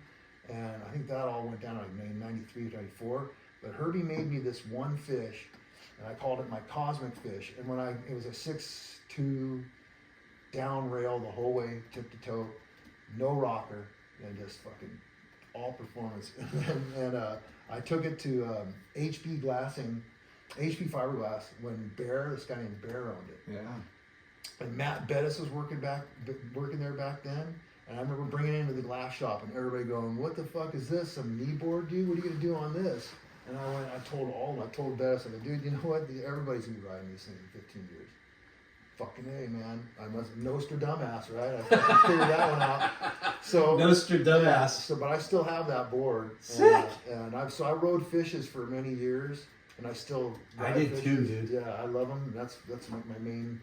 I mean, for California, and then like the slop of quality, it's always rideable, but it's never, good for those Yeah. high performance. Overhead, it You know? starts getting hard. Yeah, on a fish you can choke up on the back, like it's not like a pointed Gets you nose through the thruster. flat. It's just Yeah. Stamps, I don't know who got me on it, but Stamps makes that, round nose, Yeah. twin fin, Yeah, and he got some of his I first was templates stuck. off of Herbie.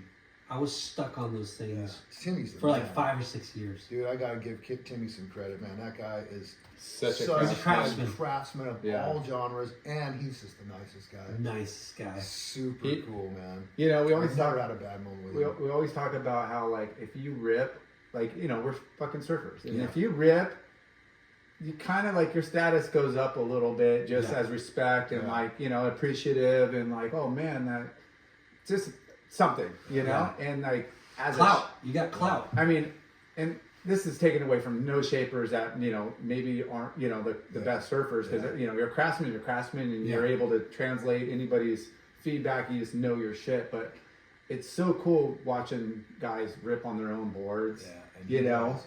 Yeah. And okay, not only do they shape him, he shapes amazing boards. Yeah. He rips on them, and he's humble as fuck. He's the Yeah. nicest guy. Like you're like okay, like Seriously, you're cool. I mean, as much of a punk as I was growing up and all that shit, right?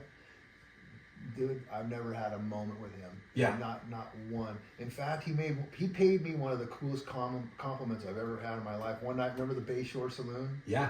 That's when I met my former ex-wife. Well, anyways, had 2 children with her, beautiful children. But anyways, we were there doing our thing, drinking or whatever, and just being idiots. And he came up to me and he was buzzed enough to talk and say stuff, And he's like, Hegstrom, I just want to tell you, man, no one around here can surf all the boards like you do, man. You've got it down. You can ride them all. Wow. And he told me I was his favorite guy. We're gonna fact check this, bro. Right?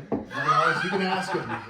No, I remember him saying that, and I was like, well, fuck, thank you, man. I That's a appreciate huge fucking compliment Yeah, yeah. coming from that. Yeah. Stamps. Yeah, That's that insane. was like like late '80s or something, or whatever, early '90s probably. Yeah. And we were drunk, but he did come out with it, and Yeah. it was kind of cool. And all Something those you'll guys, never forget. Yeah, and all those guys. I mean, I've remained friends with them, and I'm on the Seal Beach board riders, and I surf with them in the old man division sometimes, and I give to them. I have my company Skaterbuilt sponsor all their crap, and could provide prizes and crap. And I've never had a bad moment in the water with Chad Wells, not ever. With Jason Shook, who was a local as well, one of the best cutbacks. Never a fucking funny moment with him. Tim Stamps, never, just always a consummate good guy. As much of a dick I was, these guys were so nice. I wasn't dickish to them. Yeah. And but like people, I have a different story. but me and Sardellis though. Oh, butt heads. We would butt heads, but he knew he couldn't do anything with me because of who I had backing me all the time. I also had this guy Mike Jamoke backing me. Mike Jamoke was like a 6'4" big moke guy that surfed Southside too. So no one really could lip off with him, But later on in our growing up, me and Sardellis kind of came at it in the parking lot at Northside. I pulled my wetsuit down. Let's go, motherfucker! And he's like, "Oh, I knew you had it in you, Heggsy." So it was all love. After It was that. all show. Yeah, it was show. But then after that, it was Brother. all love. And now it's like I'm really proud of what I didn't say that word proud. I'm very happy the way things have turned out. Yeah. He's giving back. Like I never ever would have thought that Chris would be giving back like he is with the filming he's been doing, and he got people into photography. Yeah.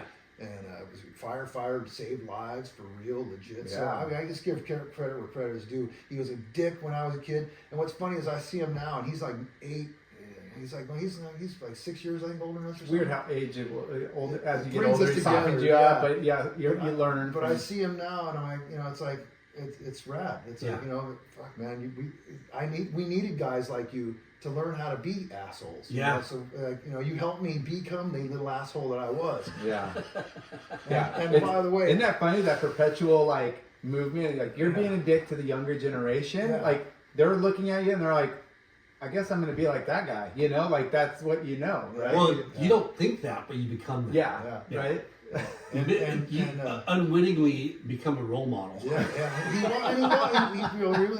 was kind of gnarly to people. Yeah. Oh, so gnarly. and he was so Oh, he Joe- was he jacked. was so He jacked. was jacked for back And, then. and you're like, Do and you you can back it remember up. when those like fucking guys? I love it because now we can talk about it. But back then, they were so good, Yeah, and they knew it, and they all were punks. yeah, They all had the fucking cartoons yeah. characters on the bottom of their boards. Yeah, yeah. That was like the era where I was like, Yeah. fuck those guys. Yeah, yeah. Those guys are dicks. And they would just take the peak off the pier Oh, and just dude. make it theirs or Yeah. whatever. Ronnie Mullins. Yeah, yeah. The only guy that was cool was Dennis Cameron. He was so chill. His kids became good surfers too. But yeah, he was a cool cat too. He was a cool, like, Yeah. out of all those guys, Dennis Cameron never, like, lived. Yeah, You know? he was quiet when he surfed. Yeah. He wasn't a dick, but yeah. The first time I ever got laid out, got completely punched out of this universe was at Southside, at Seal. I was there with my buddies, and we were like 15, 16 or whatever. Like we were just 15. We weren't old enough to drive yet, and we were all down there. And that was back when it broke like almost every day. Yeah. It was like even a summer. It was a summer day. It was breaking. How good were the Yeah. fucking The waves? sand was flatter back then. But back in the old days. Perfect peaks and barrels. Yeah, and I remember out in the water, some like looked to be a moke, but he was a big, fat guy who couldn't surf, and he was just in the way. And I pushed his board off the top of the wave as I went by him, and I didn't think anything of it. I was such a punk. Well, this guy didn't have any affiliation with anybody. He didn't know Bob Lowe's. He didn't know Jamoke. No one was there to protect me. This is the only time this became something where I was unprotected. And this fucking guy, I'm laying on my towel, just taking in the sun. All of a sudden, hey, and I look up, hey, and he goes, "You the white boy talking shit to me in the water?" Wow. And I went, "Oh yeah." And he's like 29, 30 years old, and about 300 pounds. And I'm like, "Yeah." And as soon as I stand up, Bam! boom! And he hit me into the dude. I was gone. Like I was out for a second. Did you learn a lesson? Yeah, I did. Watch who you fuck with. Yeah. Seriously, I'm not kidding you. I was gone. This line right here, this used to be a cute little dimple. No, this guy, I bit my cheek. Like, he fucking decked me to the fucking moon, bro. Wow. And I was out. And I remember when I woke up, he was on top of me. He was going to choke me and stuff. My friends all had, their needle nose surfboards and stuff, Poking and him. they were gonna poke him, and so he went off. And this is before the cops and all that stuff were there. And I took this. The pier had been breaking down, and I remember I took a big piling board or whatever off the water.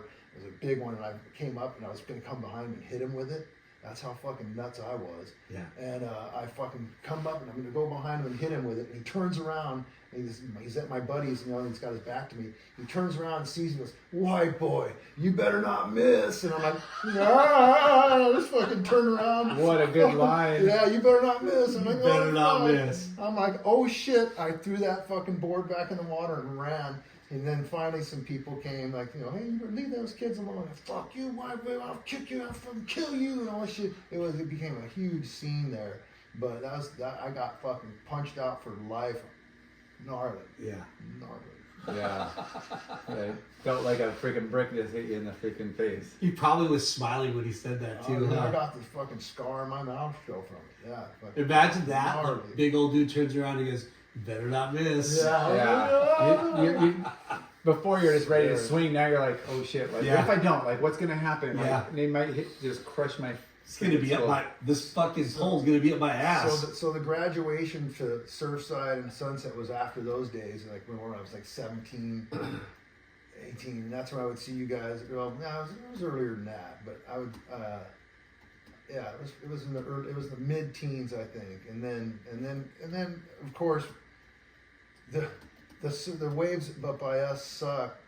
Huntington's got way better shoulders to learn how to do roundhouses and turns on it. We figured that out. It's like, oh, we got to go to Huntington all the time now because we're not going to be able to do real roundhouses here at our surf races. Yeah. Always This- bigger. Yeah, It's always. Seal Beach and our area up there, it breeds a one turn, one hit kind of half hitter. You're a half hit guy, and it's not, you don't ever really know how to wrap it all the way around because you don't ever get any time. And so, so we ended up surfing a lot of cliffs. and you know, a box car or trolleys, what they used to call it, and when it Even got that big, doesn't even break anymore. Not I think too it's just, I much. think the reef's kind of like Yeah. fizzled out because not too much. It's But a man, huge west. yeah. I remember Northside Seal, the fucking left Oh, it's perfect. off dude. the, so good. Yeah, perfect. And then Seal Beach River Jetty. Yeah. Like, ribs firing. It's so fucking good. Yeah. And when I used to be able to surf Southside, Before Cloud Break, Yeah. paddling out Cloud Break and It was doing the not- bucking bronco and taking off in the whitewash and then yeah. making it to your feet, and then you're just like, Just S-turn forever. S turning Yeah, forever, on those big flat faces. and they pull into the fucking Yeah. shorebreak. It's always been like that. Though. I'm at Waimea. Yeah, it's You know? it's a toothless big wave, is what it is. Yeah, it is. For being, how many miles is that? 2 miles It's a pretty long. No. It's long. It's long, It's a but long yeah. ride.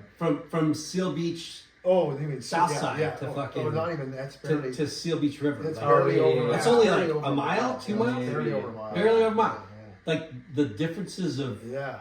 waves. Yeah. South side, Yeah. north side, and even crabs, and Yeah. then like for how short of a span of space that is, there's so many different. That was when crabs was a real jetty that Types of stuck out. surfing. Crabs had a write off. Now it's like just barely. It barely even sticks out Yeah. now. And River's always been kind of the same, but I got kind of funny with River, and I named all these little spots that I had in it. And my buddies would get so mad at me. It's fucking River, man. What are you talking about, man? And all this shit. You're trying to start a trend, huh? Yeah, I was like, oh, we're surfing gamblers. Well, why is it gamblers? Because there's rocks right here underneath you, and this is the dice. Why do you call it dice? Because those two rocks look like dice, and all this kind of shit, and these guys would fucking think I was nuts. But that I still surf there a lot, depending on who I'm surfing with. I surf with a lot of, like you guys, I surf with a lot of different friends Yeah. that ride different shit. And so when I ride with my shortboard buddies, we're surfing Newport or we're surfing Huntington, and when I'm or surf, Sunset or whatever, it's Anderson, but or somewhere else. But when I'm with my longboard friends, I'll surf I'll surf Riv, and surf Northside or something, and then go down to Blackie, surf Blackies during the winter when there's wind swell and shit. I like surfing river when it's late afternoon and it's blown out and it's hardly anybody there, but you still get fucking Fun ones. good long waves Yeah. blown out. It's actually it's turned around, so when there's west wind, it's not so bad in there. Like where HB's ruined on our super west. But what about HB, dude? Fucking HB cleans up all the time in the afternoon. Yeah. No one even realizes it. Like some of the best times, like when I said today when I was coming down, Yeah. it cleaned up and Yeah. it sucked all morning. And It's sharky though. Yeah, it's real sharky, man. There's But lots of sharks here. It depends on the wind as well. Like certain directions, it really white caps and chatters Yeah, it up. kills it, yeah. When it's straight west, it kind of looks textured, but it's a lot cleaner than it is. Like if you Yeah. look at the trees, you're like, fuck, it's kind of windy. But then you go down and you're like, Yeah. dude, it's barely textured. It's Yeah, just I like, love that. That's my favorite HB is that kind of like afternoon when not too many dudes are out. Yeah. Because now it's a three-way circus. I mean, I like surfing north side, but there's so many goofy people that don't belong there surfing it. It's like almost like I've never liked it's surfing like north Blackie's. side. It's like Blackie's Part 2, but at north side. Yeah. And When I worked at HSS, I could surf north side. Yeah. Ever since I left, I can't surf there anymore. I end up surfing a couple peaks up. Yeah. Like I'll go to Taco Bell Reef or Yeah, I Jackie's still do Reef. that. Yeah, I'll do that. if you I'll say do that. Taco Bell Reef, people think it's a secret spot because they don't know. Yeah, isn't that great? Yeah, you don't call it by where it's. So, Yeah. what was your first job? That was Belmont Mobile, 1980. Full service? Well, I had my own things where I did car detail and lawn jobs as a kid to be able to get skateboard money and surf money for shit, to be able to buy things. But my first real legit job where I had a paycheck was Belmont Mobile, Thornton's Mobile, and it was basically got the moniker drive-through drug. It was all these dirthead dudes worked there. They were selling hash, weed, coke, What everything. street was it on? Park and 2nd Street. And it was right across the street from a. So were you like in a convenience store, or were you like the full? No, it was a full service. Full service, yeah, right? Go Go Did do you wear a the uniform? window, Oh yeah, I'd stand there on the pump and windows, had a and mullet and sunglasses and the it was dipstick, and everybody would check in with us to see where the parties were. We knew where all the Oh parties yeah. were. It was epic. That was a great job. And the guy, the 76 we were the stoner dirtbag station, and the 76 across the street were the clean cut station. And this is how I would do it, dude. When I'd see a hot chick pull up at their station, I would go run across the street and pump her gas for her, piss them off. And get the fuck back over there and shit. It was fucking great. Yeah. poacher. Yeah. And we would we'd be throwing frisbees and footballs over traffic and shit, playing from across the street. And we'd be drunk on shift. We'd be wasted. Oh shit, ding, ding, ding, ding, oh fuck, gotta come out from you. Hey, how you doing? You run over the little rubber cord that hits yeah. the What is it? chirper. What was your question? Unleaded or regular? Yeah. Premium? Back then we had to do everything. Like so many times when you pop the radiator because they want you to check the water. Fuck. So many times. Trash. Yeah, I had to learn how to. Dipstick, the tire pressure. You have to clean windows. Oh yeah, fuck, I got good Windshield at that, man. And the hotter the chick, the better the windows were. Yeah. For sure, we'd make them good. But that was a rad time because we got free gas. We'd put our cars in the bay and do whatever we wanted. Free gas, free gas for our friends, free gas for our girlfriends, and free, everything because everybody would come by and it was just insane. Chicks were just, nothing was like electronic back in the No. day. It was just like man. how are they gonna know a few gallons are missing? This one guy used to come by in his 10-speed. His name was Doug. We used to call him Uncle Doug. He'd come by in his 10-speed and he'd ask us. He'd have a fucking mobile card, and he would ask us to ring up a bunch of because it was the slide, the little triplicate. Yeah, exactly. Carbon thing. Yeah. It's print out shit, and nothing was digital. And we would put like $200. $200. And take the cash. Yeah. It was insane. Yeah. And I remember the guy that I was never big on thieving stuff. I always had kind of a little moral compass. A little bit of a moral compass there.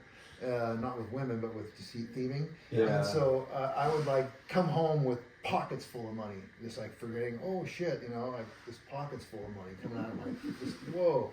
And these guys that worked there would thieve it big time. And so one of the last nights we worked there, and before they closed, it drove itself to the ground, obviously. And I wonder how. Yeah. The guy that managed the place, his dad owned it. He was a big cokehead, and he was taking all the money, and his dad knew it. So he would tell us, since he was stealing, and we knew he was stealing, that no one would rat on anybody. Yeah. So he would sit there and go, hey, you guys, let's keep the shortages under $350 tonight, okay?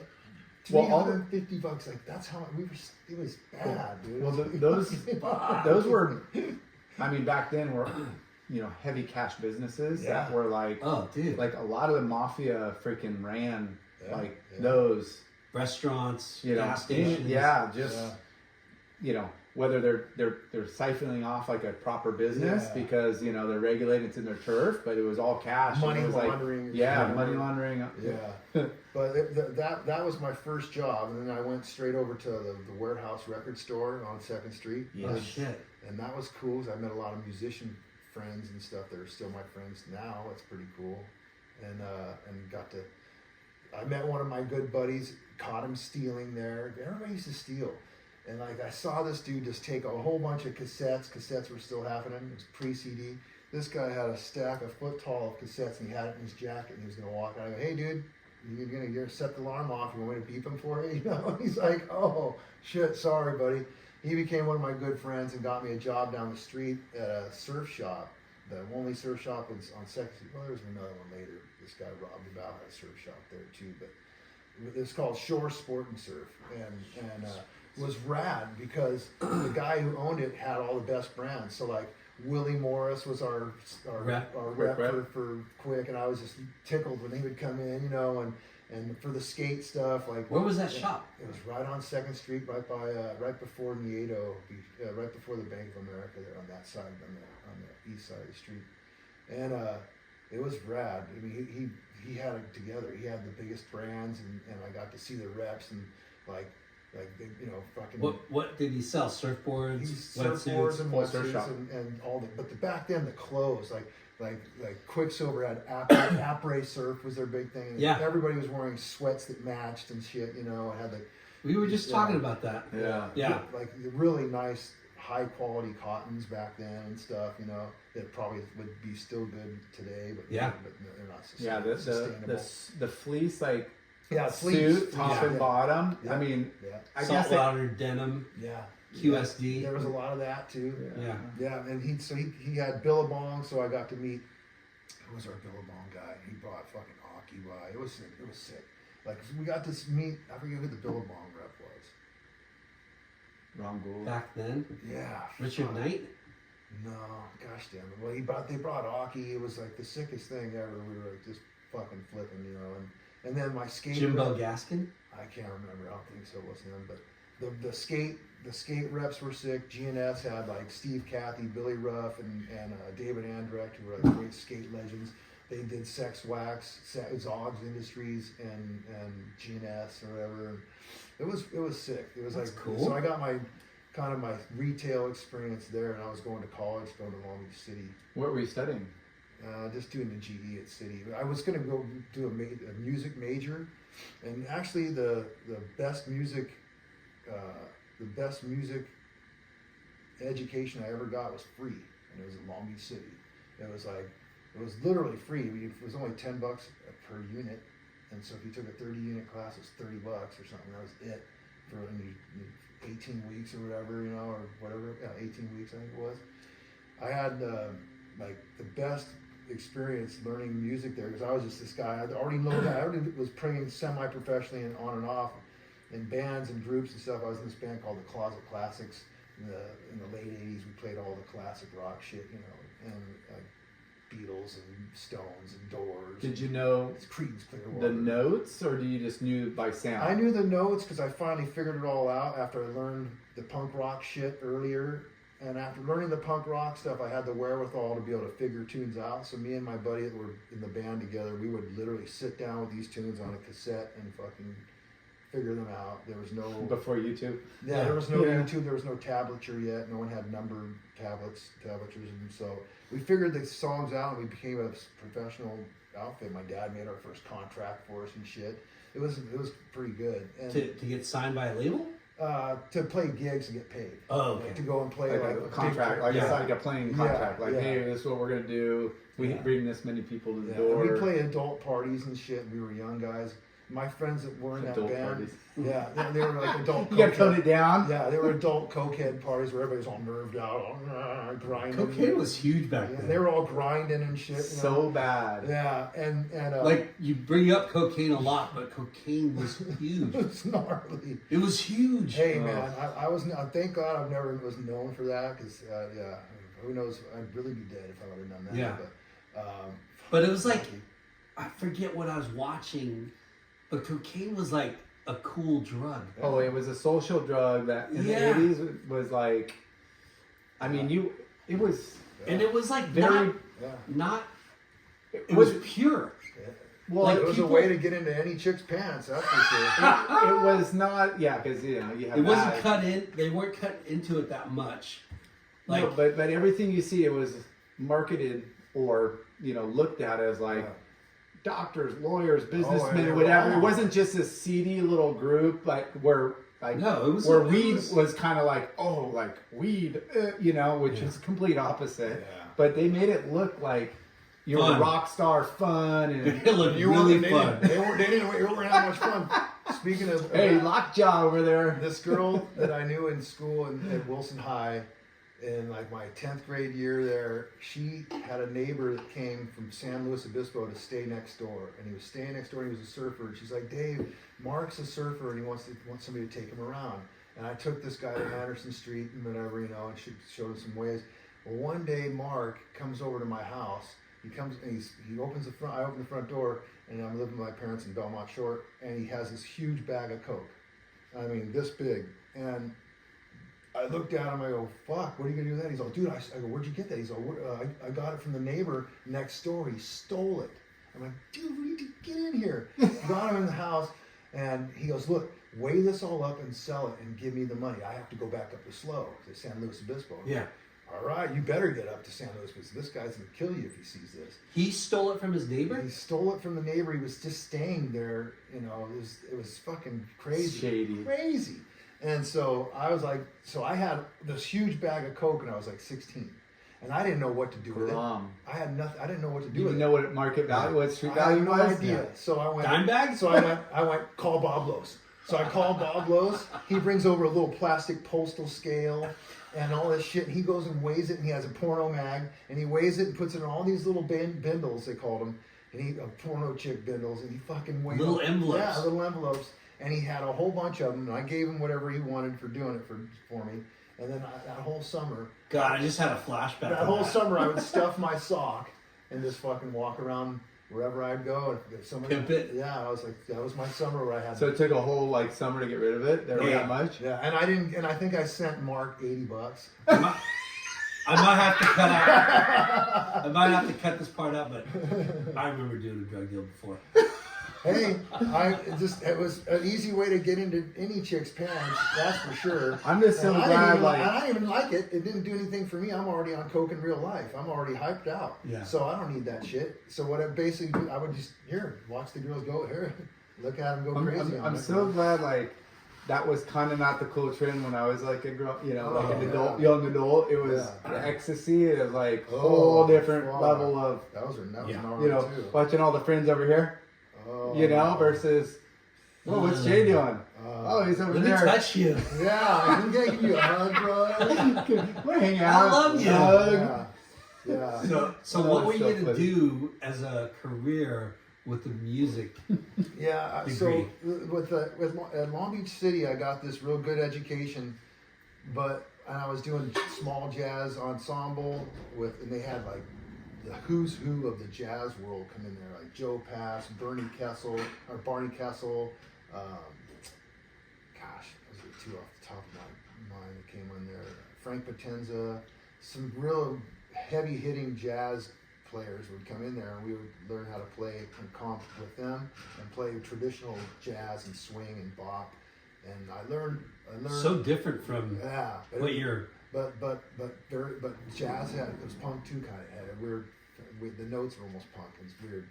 And Sure. Water? You want I'll take one. seltzer, beer, water? Bro, Yeah. what the? I don't know. I think a kid dropped it. Oh shit! Don't put explosion. How long ago was this though? Anyways, back to Long Beach City, I ended up. Did they just drop it, Lar? No. It just oozed out. So It could have just been a bad. Don't spill, the cat will get it. Thanks, buddy. Yeah. Oh, nice. Yes. You can keep the koozie too. Oh man, I'm privileged. Sick. yeah, brah. Cheers. Yeah. Anyways, Got my capacity, baby. learned how Capacity Brewing Company. to really read the music and know what I was playing in Long Beach City. And it was literally for free almost. It was so sick. It was the best education because they had a lot of money. Lakewood had a big funding, and they funded that Lakewood campus with old people money from old Long Beach. It was the best, dude. I couldn't believe it. Because when I went to Long Beach State the next couple of years to do my finish up, fucking Long Beach State sucked and didn't have shit going for it. It was lame. It was The dead. corporate world versus the It was underground just, party yeah, world. yeah. The junior college was 10 times better than Long Beach State. And when I got to Long Beach State, I was going to be a music major.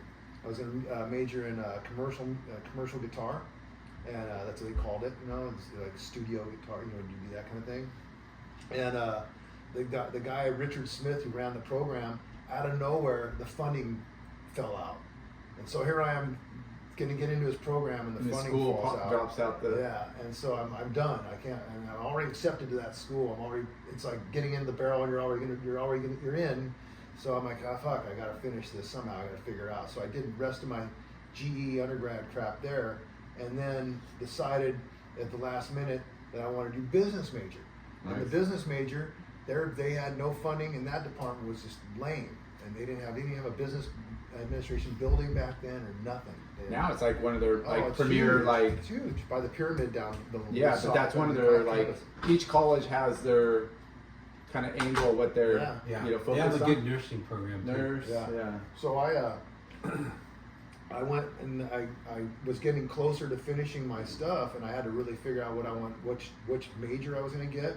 And I figured since I was kind of well versed in a lot of different shit that I would become a speech and communication major. But I was supposed to be a rhetoric major. Kind of funny. Me and Charlie Wickwire have that in common. Rhetoric, speech, communication major. Even though you wouldn't think he was, but he is. He's not very social. I am.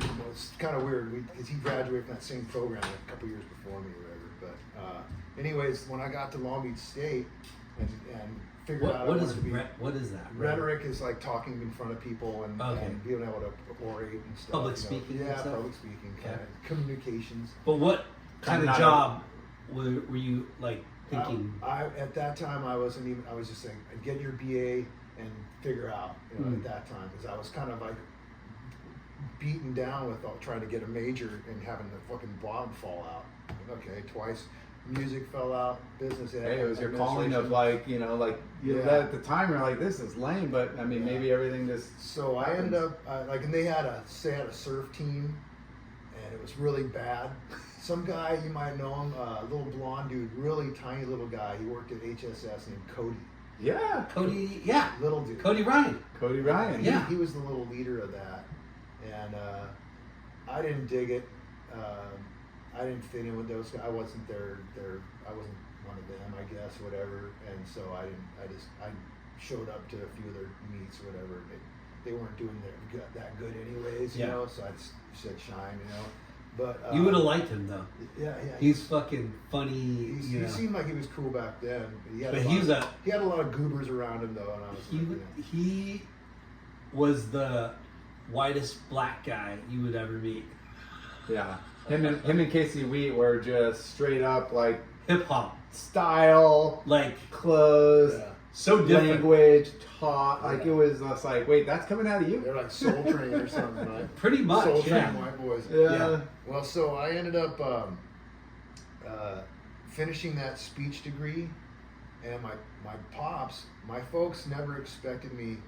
Throughout school, I wasn't always the kid who could get A's, but never really applied myself. They'd always say, "Oh, David could do whatever." And I never did, because I wanted to surf and skate and Damn right. and fuck chicks, and so chase tail. Yeah. And so which was stupid, and But it was a waste, but that's Yeah. what I did. That's what you did. And We all did. my pops at that time, his business was flourishing, and he told me if I finished up my degree on my own. You was in that- insurance? No, and Healthcare. well, we were Healthcare. in healthcare, but we Okay. were like we were the third party between the doctors and the insurance companies. Mm. We would get all the doctors. We'd make their what they call medical groups or IPA, Independent Practitioner Association. We would group all these doctors together by ethnicity and region. So I did every type of group: Hispanic, Chinese, Mandarin, Japanese, Farsi, Hindi. Wow. You name it, I did it. And that goes back to the Maywood, being the little ghetto boy. I learned how to get along with everybody. And I went to all those doctors' offices when I got hired. It was called Advanced Medical Management. It's my dad's company. And I went to every doctor's office, a primary care doctor's office in LA and Orange County and San Gabriel Valley. And over a period of like 20 years or so, I worked there, a little more than 20 years. Jeez. And not one bad incident. It was like, So you know, what? So Sorry to pry, but Yeah. what service did you provide? Connecting, Yeah. like we would language barriers with. well, we would literally formulate, like, everything was revolved around a hospital and the medical buildings around those hospitals. So we would take all these doctors and put them into a group and name them and incorporate them and give them their own business and like get them their own bank accounts, their own name, fictitious statement, all this stuff we would do for them, put them into business, and then take all their credentialing, all their materials that say who they are and their specialty. We would fill the specialty roster from allergy to urology, A to Z, basically, right? Every specialty you would have to have. You have to have primary care, you'd have to have OB-GYN for women, you'd have to have pediatrics for children, and you have to have radiology contracts and these different small subcontracts. So we would put them all together and into a package. I would say the Associated Hispanic Physicians of Southern California, or Hospital Good Samaritan Medical Group or this kind of shit, right? And that's what we did. We would take all their stuff and all their credentials credentialing, there. and we would take it and photocopy everything. That was back in the era of photocopying. Yeah. We had to photocopy everything ad nauseum and their contracts and everything and send it to the health plans in a big fucking stack. And the health plans would put it into they'd have people input it into their systems, and these doctors had to be at this certain level of care in their office to see patients for these health plans like Cigna, Aetna, HealthNet. Okay. Yeah, so we were the middleman. So you And so the would- doctors hated us. So They you loved would- us and they needed us, but they hated us. You would create a database of specialty, ethnicity, Yep.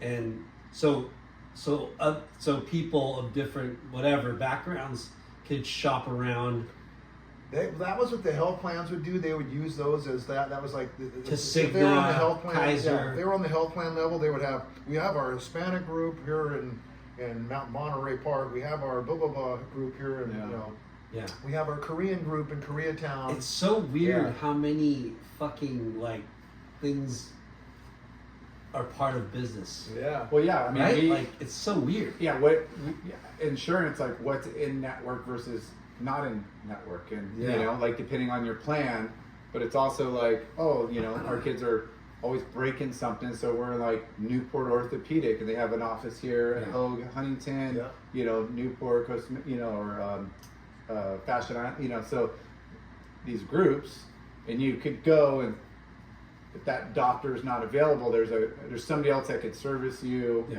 You know, Yeah, they you have want to go to you the have to double them So up or you triple did them that up. for 20 years. Yeah, I drove around. I was the front end of the business, and they had a back. What we called the back end of the business was the claims and adjudication and the billing and all that. And that we did that really well. We had our own computer programs that we would have people build for us and stuff. And my pops was the executive president, and my stepmother was the executive vice president. And I was the front end of the group, of the company. So I'd go out to the doctors, have them sign contracts, and do contracting with them. Yeah, we're gonna fill your office up Yeah. if you're part of this And group. the best part about Is this, this decided over golf or so it was the best part about Luncheons? this. Yeah, I right. had to dress up, fully dress up all the Oh, time. yeah. Like Suit and tie. fully suit and tie. And it was like 1992 to 2002. Why are your eyes bloodshot? And Surfed all day. What? No, you couldn't even. You had to keep so it clean. I would surf my brains out, and I would come back to the office just fucking like sober like the devil, dude. And just play it off, dude. And so the big running thing about me during that period of time was everybody thought I was a cop. A lot of dudes down at Seal, 'Cause you're all and suited Huntington, up a lot and of you- dudes in Huntington, and a lot of dudes in Newport that I surfed with thought I was a fucking pig, dude. Because I looked like one Undercover. of them. Yeah, and they always saw me suit. And they're all drug dealers. They thought I was a detective or something. Yeah. There's That's some a narc. some Yeah, transaction. I thought I Yeah. might be a dark or detective or something. Hey, Hegstrom, I thought you were, aren't you a fucking cop? Or, no, Yeah. I'm not a cop, dude. I just look like A lot of transactions going out of the, back into the cars in the surf lots. Yeah. dude, the cops do cocaine. So crazy. So yeah, for a while there, because I was always Johnny Dapper, I was fucking, and I would like literally have my shower, I had water, always a jug of water with me to just clean up and make sure I was clean and Yeah. I wasn't stinking like a fucking pig, when I was going places. And, 20 years though. yeah, I went all throughout Los Angeles. And, Yeah, what your guys' territory? Was there other businesses competing for that same Not space? at that time, no, man. We were So you're one of the dominating. only- what they call it now is an MSO, Managed Services Organization, and now they have a lot of them. But we were like the only one. And Southern California was ahead of the whole nation. California was ahead of the whole nation, like 3 to 5 years fiscally. So we were way ahead of the whole thing. I figured if I would have moved to another state, I could have become a millionaire, probably like my dad too. Just But- duplicated the process yeah, somewhere else. I could have done that, but I'm a surf bum. Where else is Yeah. your way? Fucking surfing, dude. But surfing. Wave pools weren't built yet. Yeah, so the surfing always just kept me away from. One thing good about surfing is it kept me away from hard drugs, and it kept me away from getting too buzzed on alcohol and doing that kind of shit, partying, because I wanted to get up and surf in the morning. Yeah. And it kept me. I was into studio music, and I became a studio player. I still do that too. I do a lot of For other tracks groups for and people, stuff? for commercials Sit in. and for like jingles and stuff. How funny. Yeah, and soundtrack stuff. And at that time, I couldn't. I started kind of getting into well, maybe I should start going to check it out Hollywood. But I was so glad that I had surfing, because surfing made me realize, dude, those hours up there are 6 to 6. Those Not aren't in the surfing water 6 in ever. the morning. So I'm not going to do that. I'm like, okay, so God kind of steered me away from that, like that whole life. Yes, you're a great player and you play all these instruments, but you're never. Don't go into that. Yeah. Don't just make it your love and make it something you kind of do That's outside. yeah. And surfing kind of rescued me from that, so to speak. We say it all the time, dude. Surfing is a hell of a drug. It's a Nothing like narcotic. it, man. It's fuck. But It hey, is. the reason why my pops hated surfing, and so did my granny. They hated surfing because my granny said it was polluted. She hated me out in the water. She hated me out there all the time. And my pops hated it because he figured I was wasting my time. He said, "You're never going to make any money out in the water, David." And so it was kind of a shame because he never saw me surf. How much And, joy it brought, and and I how got, much I like got really fucking good at it. Yeah. And all those different boards, I was really good at it. And he never even got to enjoy it. And then with my music, he never really got to enjoy that till he was on his deathbed. And I'm like, I got you right where I want you, Pops. You're gonna be You playing. ain't moving. And I fucking serenaded his ass for 6 months. Oh. Played a different Oh. instrument, ukuleles, guitars, basses, just everything. I'd bring over and just play my stuff for him. And he would, he couldn't move. yeah. He had fucking, my What dad joy. was- he For had both, you know? Yeah, my dad had Parkinson's, Lewy bodies, and Bell's palsy. He had a host of diseases that were just fucking terrible, man. And it was hard to watch him go down. He died on my birthday 8 years ago. It fucking spun me out. Do you know anybody that's had their pop die on their birthday? It's No. fucking hardcore. It makes you just like, whoa. Something you're never We've- going to forget. I mean, Anytime- even Yeah. though you never forget that, Yeah. but on your birthday. Yeah, you're- anytime you're my birthday rolls around, You're celebrating the week and then- before I kind of like weep and mope and kind of like feel bad for myself. Yeah. When is your birthday? April 25th. Okay. Yeah, yeah. When the funny thing about that, Pops and Grandma hated surfing, and the only reason why I'm alive right now is because of surfing. Because the doctors, what happened with me with my health scare, is that if I would have had, every cardiologist that's looked at me told me straight up, if you hadn't been a surfer with an athletic heart like that, you would have been dead 10 years ago. Crazy. I inherited something from my mom's side of the family. My pops and them didn't get it, and I didn't get a lot of the stuff my dad has, thank God. Yeah. I got his fucking terrible looks and his bad and mean personality, but I got my beautiful mother's heart, and it was fucked up. And so basically, her whole side of the family's got it. I beat most of them to the punch on getting the pacer, but it's something that I couldn't help. It's genetic. It's a congenital heart problem, and it's called vagal AFib. And mine is what they call an RVR, or rapid ventricular response, where mine goes like really high into an atrial flutter where your heart isn't even pumping blood anymore. It's just going bum bum bum. It's just wiggling at like 250 beats per minute. Has no rhythm. It's just wiggling, and no Wiggle. blood's coming out of it. The blood's just sitting inside it. So you're not getting any blood to your extremities, and your fucking heart's popping out of you. It's the worst. Get dizzy. fucking feeling. You feel like you feel you're gonna die. Lethargic. Yeah. Like, It's weird how things Yeah. keep moving, Yeah. Oh no. It's, right? Yeah. Because you know when they say having a healthy baby is a miracle, right? Because there's so many things It that, can go wrong, yeah. that can go wrong that don't. Yeah. And then when something does go wrong, you're like, why did that happen? Yeah. Or how did that happen? Yeah. No, it was something that I dealt with kind of privately.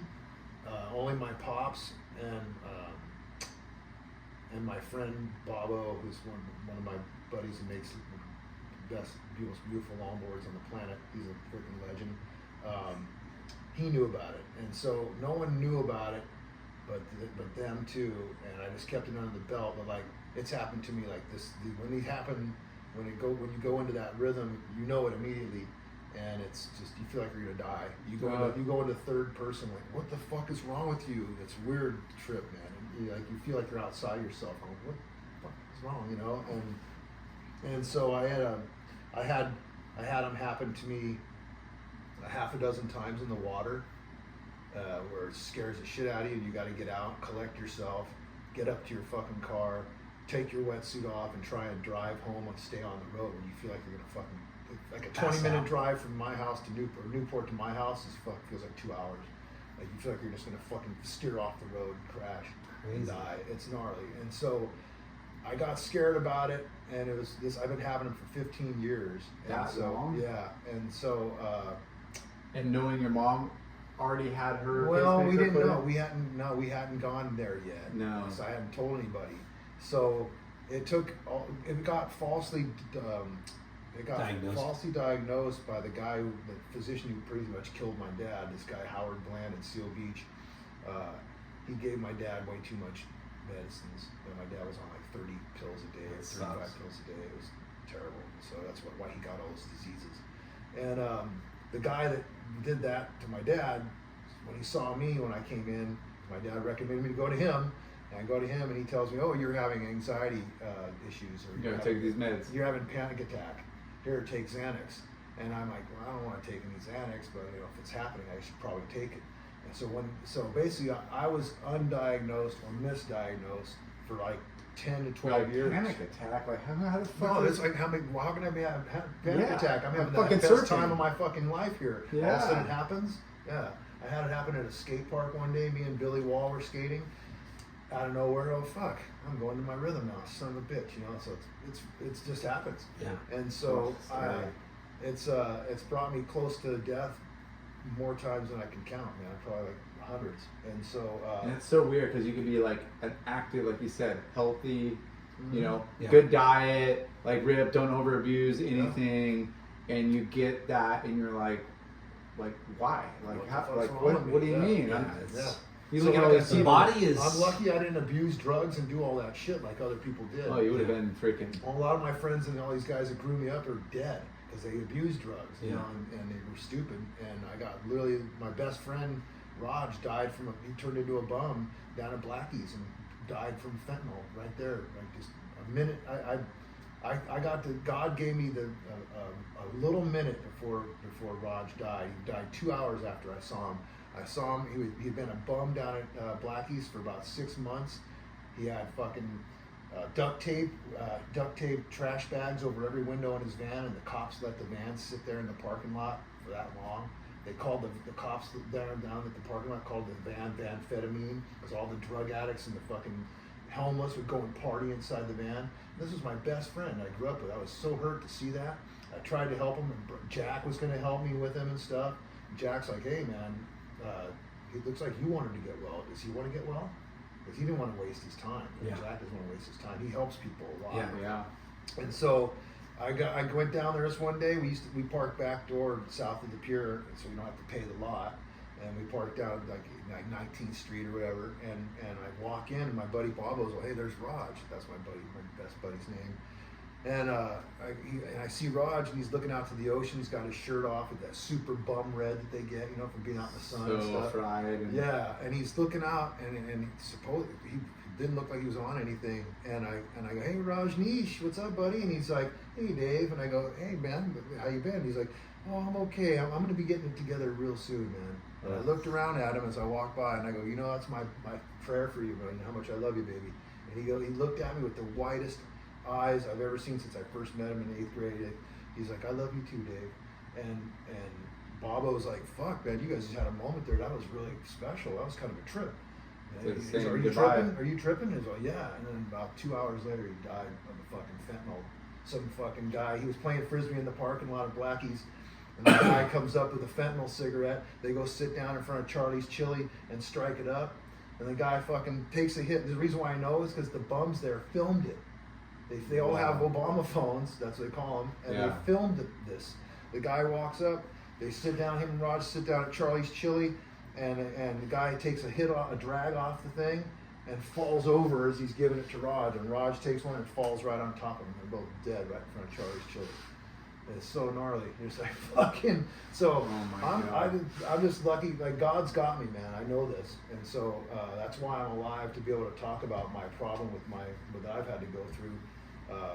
I wasn't gonna tell anybody, but like March of 22, I had a real bad episode, and I had to call my brother who's a nurse, and I had to ask him what I should. David, you're gonna die. You need to call 911.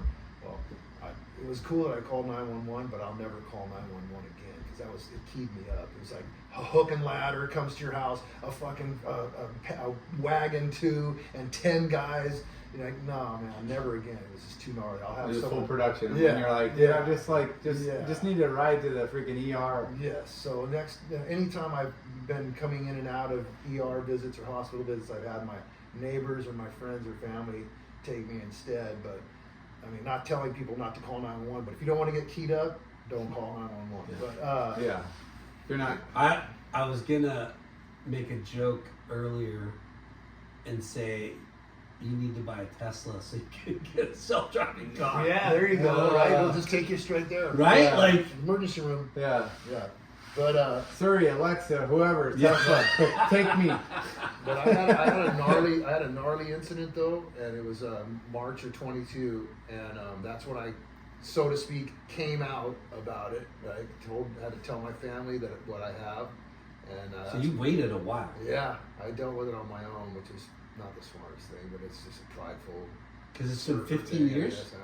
It's been a long time, yeah. Well, and unless you're in that situation, it's like you don't want to be a burden and you don't want to scare people. It's like it's a reason to like hold it in and be like why would I want to push this on anybody else? You're a tough guy. Yeah. That's what I thought. Yeah. But it just what ended up what ended up happening was it brought me more together with my family by coming clean with that and telling them what was going on, because stepmom was not even though my pops died on my day, she was not very nice to me. She sold our business and canned me, and I got zero out of it. She sold it for $6 million, and so it was a pretty hard thing for me to deal with at that time in my life. After your pops died? Yeah, it was an evil, dark time there, and so it was that I had to really, by me coming out and telling everybody that I had a bad, condition,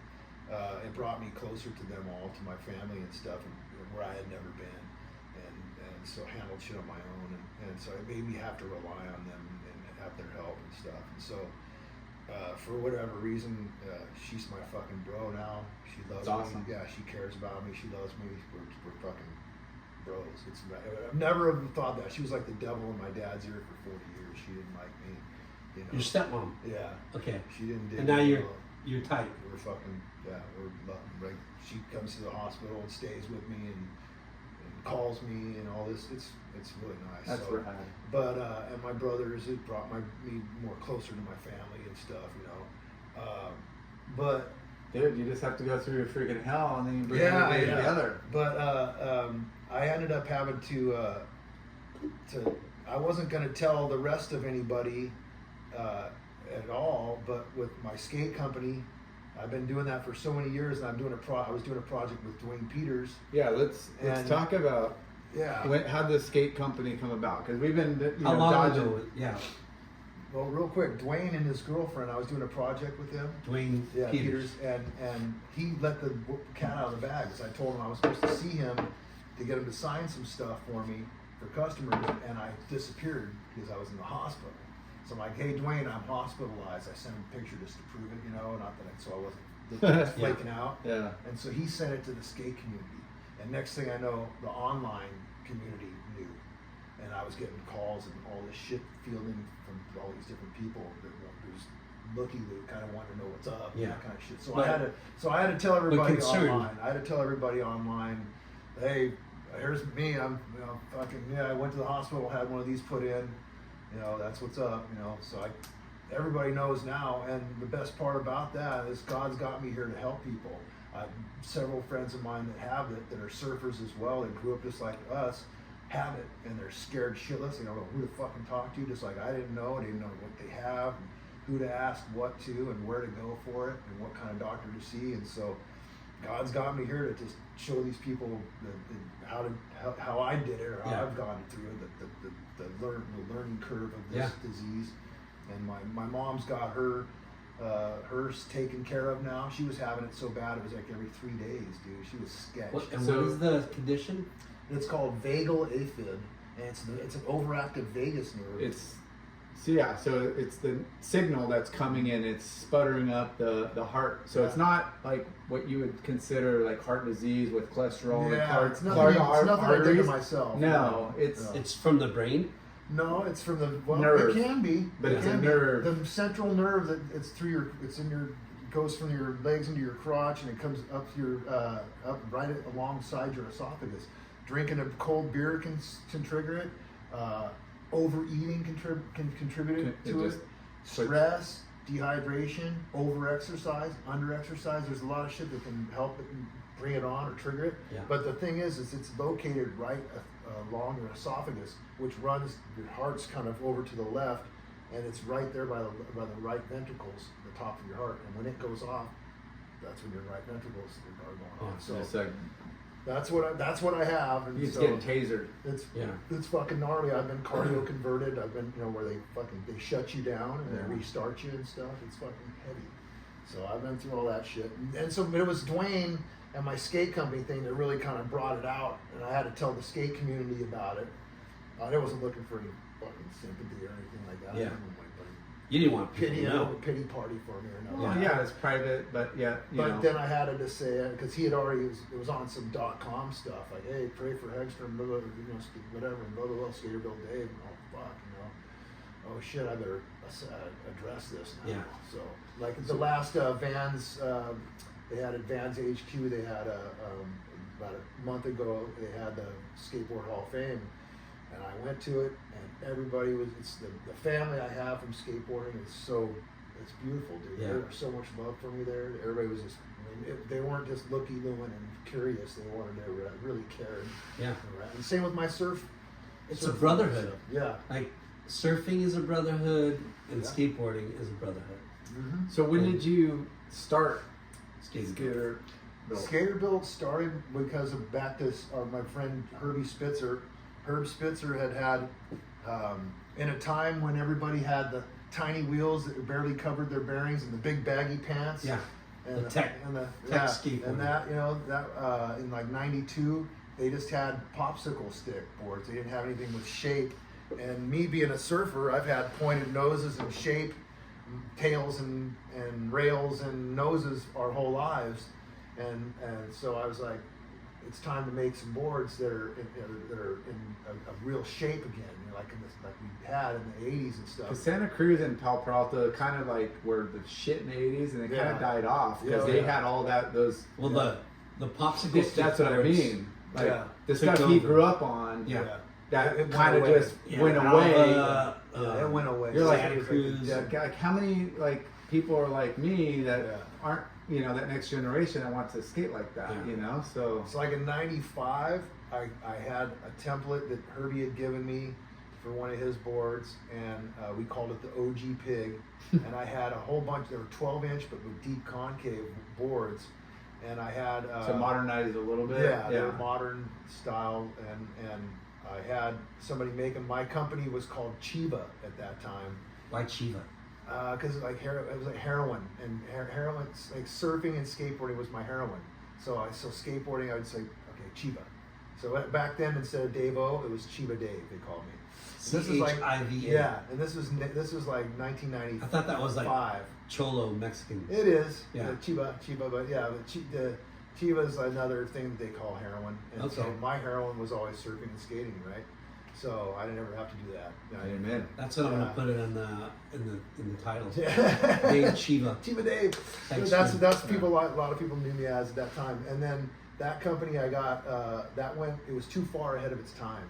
Like that era was too entrenched in the popsicle board, and it was just a little too far ahead. When I went to the action sports retailer in '95 with my board, Wes Humston, Skip Engblom, and Jim Muir of Dogtown, all three of those guys looked at it and they said, there'll never be a market for this.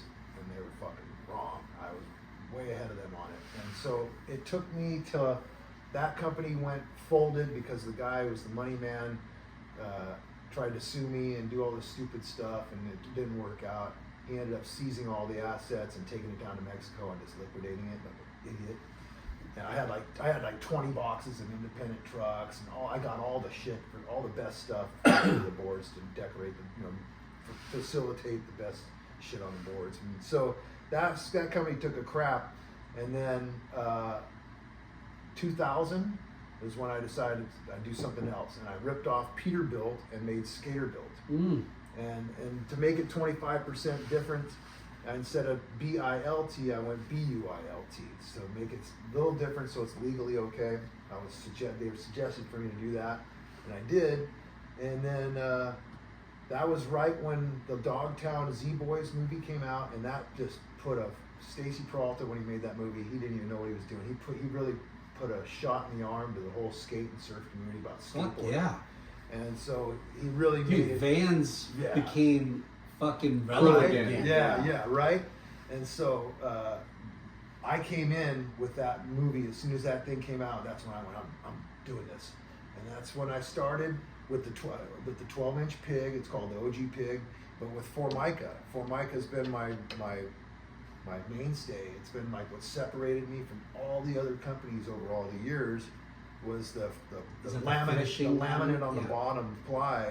It's slippery. It's shiny. Durable. It's way durable. It lasts a way longer time. The boards hold their pop way longer than like this small laminate on the bottom is thinner and lighter than the wood laminate, and it's stronger. So it's like it makes sense just to use it. It costs me on my ass, but that's okay. That's what I do for it. Yeah. And so everything's made here, and I have my own wheel line. I have my own grip tape line. I have. Now, was this a side hustle? At first it was, and then And you were still doing the health- medical stuff, healthcare, and I was doing it with it. And then when after Pops died and I got burned, that's when I said I'm gonna go out, get after this, and because I had already been into it for a long time, and I figured I might as well take advantage of the reputation I already have in that business, because I sell to all over the world. When you have an online business, you know how it is. You're selling 24/7. You can be asleep and you can be selling. Yeah. You can get money in What's all that that long. famous little Make your church? money work for you. Well, Yeah. not just that. Make but, money in your sleep. but with the phone, there's a little like Ding. ching, Yeah. ching, ching. Oh yeah, I've got it on my Shopify. Yeah, your Shopify every. Yeah, I run my website through Shopify. Yeah. Cha-ching! It's so sick. Yeah. I smile when he does that. Yeah. But that's super rewarding. Like having people sought out and find you and then order directly. Yeah. They probably would buy it if it was supplied at their local shop. But Yeah. to be able to what I got an order from Netherlands or Australia or that's Spain, Yeah. wherever. It's fucking pretty radical to have that. At first, I was getting after it with the shops, but I figured out real quick with the shops. Slow pay. You gotta turn people over upside down and shake them. Yeah. You gotta have a guy like Jack Grisham come and shake them up upside You down. got to have a really big flow budget. Yeah. So yeah. you bought 10 boards. Yeah. And where are they? And you said they didn't sell. You sold your boards, and Yeah. No, that's I okay. still have no money No, from that's- the boards No, that you sold. that's how it is. They'll tell you that they didn't sell them, and you go there and they're not there. Yeah. Okay. That's So- going to be a problem. Yeah. You need an army Yeah. and a lot of promo and a lot of. You don't want to see Chiva Dave come out. Yeah. Lucky you're not at the pier. You He want would grab Chiva his- Dave to come out? Yeah, and what's funny about that is after a while of doing the Skaterbuilt stuff, I would do models and have the model name, like we would just name them a model, and like the groundhog and this and that or whatever, right? And then after a while, it became like these dudes like wanted to have models with me, like we were talking about the layback earlier. Well, the layback master, Jay Smith, I've done 6 models of that guy. That's the guy that did the layback better than anybody, and fucking, he's my guy. And Steve Olson, these guys were my fucking heroes. Yeah. He's my bro. He's like, on my phone and call me and stuff. He's a good bro. I fucking saw you at yeah. Anderson Street Yeah. parking lot. Yeah. And Waldo, I've done. Meet my stuff friend with- Steve Olson. You're friends with Steve Olson? Yeah. He was stoked to meet you. But, I've done all these projects. doing stuff with Dwayne Peters, and did Jeff Ament from Pearl Jam's first Montana pool service run, did stuff like that. Yeah. Just all these collaborations over the years have kind of like built that the credibility, and then plus me delivering on it, on all my promises, you know. Just, Yeah. The Such son a- knows his shit. He's like Such a trustworthy. sick name too, Skaterbuilt. Thank you. Yeah. Yeah. It was a cool thing to rip off, you know. But now I got this Santa Cruz I logo. rip off all sorts of. I'm Well, gonna that's plagiarize that's- all sorts of yeah. shit. But Hey, you know, Stussy did it better than anybody. And, All those and they, streetwear brands. yeah. yeah, Fucked. yeah. I mean, look Never at the fucked. look at the music industry. Look at the hip hop. Like, Yeah. you know, They they all rip tore off each other. everything off from the Everybody's 70s and 80s. piggybacking on everything, Yeah. right? Like every beat, rhythm, whatever. Yeah. It's It's a just form of 10%. flattery. Yeah. 10% So now, change. you know, now I'm doing another brand under Skaterbuilt called Hotsticks, and that's more of a labor of love. I love the 70s, and I love the boards, how simple they were, flat, one kick, single kick. So that's my plain Jane brand, you know, and so I'm having fun with that. Yeah. But Skaterbuilt's the milk and the cookies, man. It's the bread and the butter. That's what I Yeah. should say. Well, I want to talk about two things. First thing is how fucking awesome to see entrepreneurs in the skate world, right? Especially in skate. We talked about this before. How, dude, you form a brand, and then why not form another one? yeah. You know? yeah. And it's so crazy because like when you have something that cool, it's easier to do another cool thing. Yeah. You got to get lucky and you got to work hard. And you got to you have to have the rep. But- you know. But all of that, you know, you gotta have the right look and vibe and Yeah. all that. But when they know your back end and the support and the way you run a business, Yeah. it's easy for them versus if some no name that's like, yeah. like In this, they're like, oh, you got another brand and you're easy to work with and you deliver and your quality and Yeah. all that. It's This- like ching ching ching ching click. Yeah. the surf industry does that too, like Yeah. brands within Yeah. brands. Yep. But the skate industry, I think, is a That little does it bit better. more. Yeah. Like Yeah. Girl and Chocolate. Yeah. Right? Yeah. And then fucking World Industries. Yeah. All the fucking. They were huge. That shit was huge in '92. Huge. And now they're Yeah. fucking nothing. You know? But that's how. Yeah.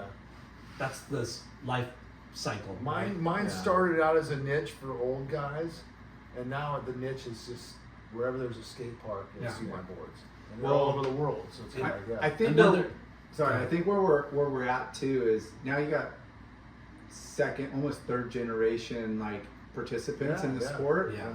And a fad would take over and it would kind of just pretty much take over. Yeah. You know, now it's like in surf, skate, even snowboarding, it's like, hey, you got all these different types of participants, and it's kind of cool across not just the old guys that want to like, hey, like this is what we rode. Now the younger kids are like, Yeah, oh, they're that's into it. cool. Yeah. Like That it's shit just- is dope. I Yeah. want it. Yeah. I want it So- now. so now you're- Yeah. So I got kids buying them too. So now Yeah. you're not appealing just to like a small like niche demographic. It's like if you're throwing these retro shapes or something that Yeah.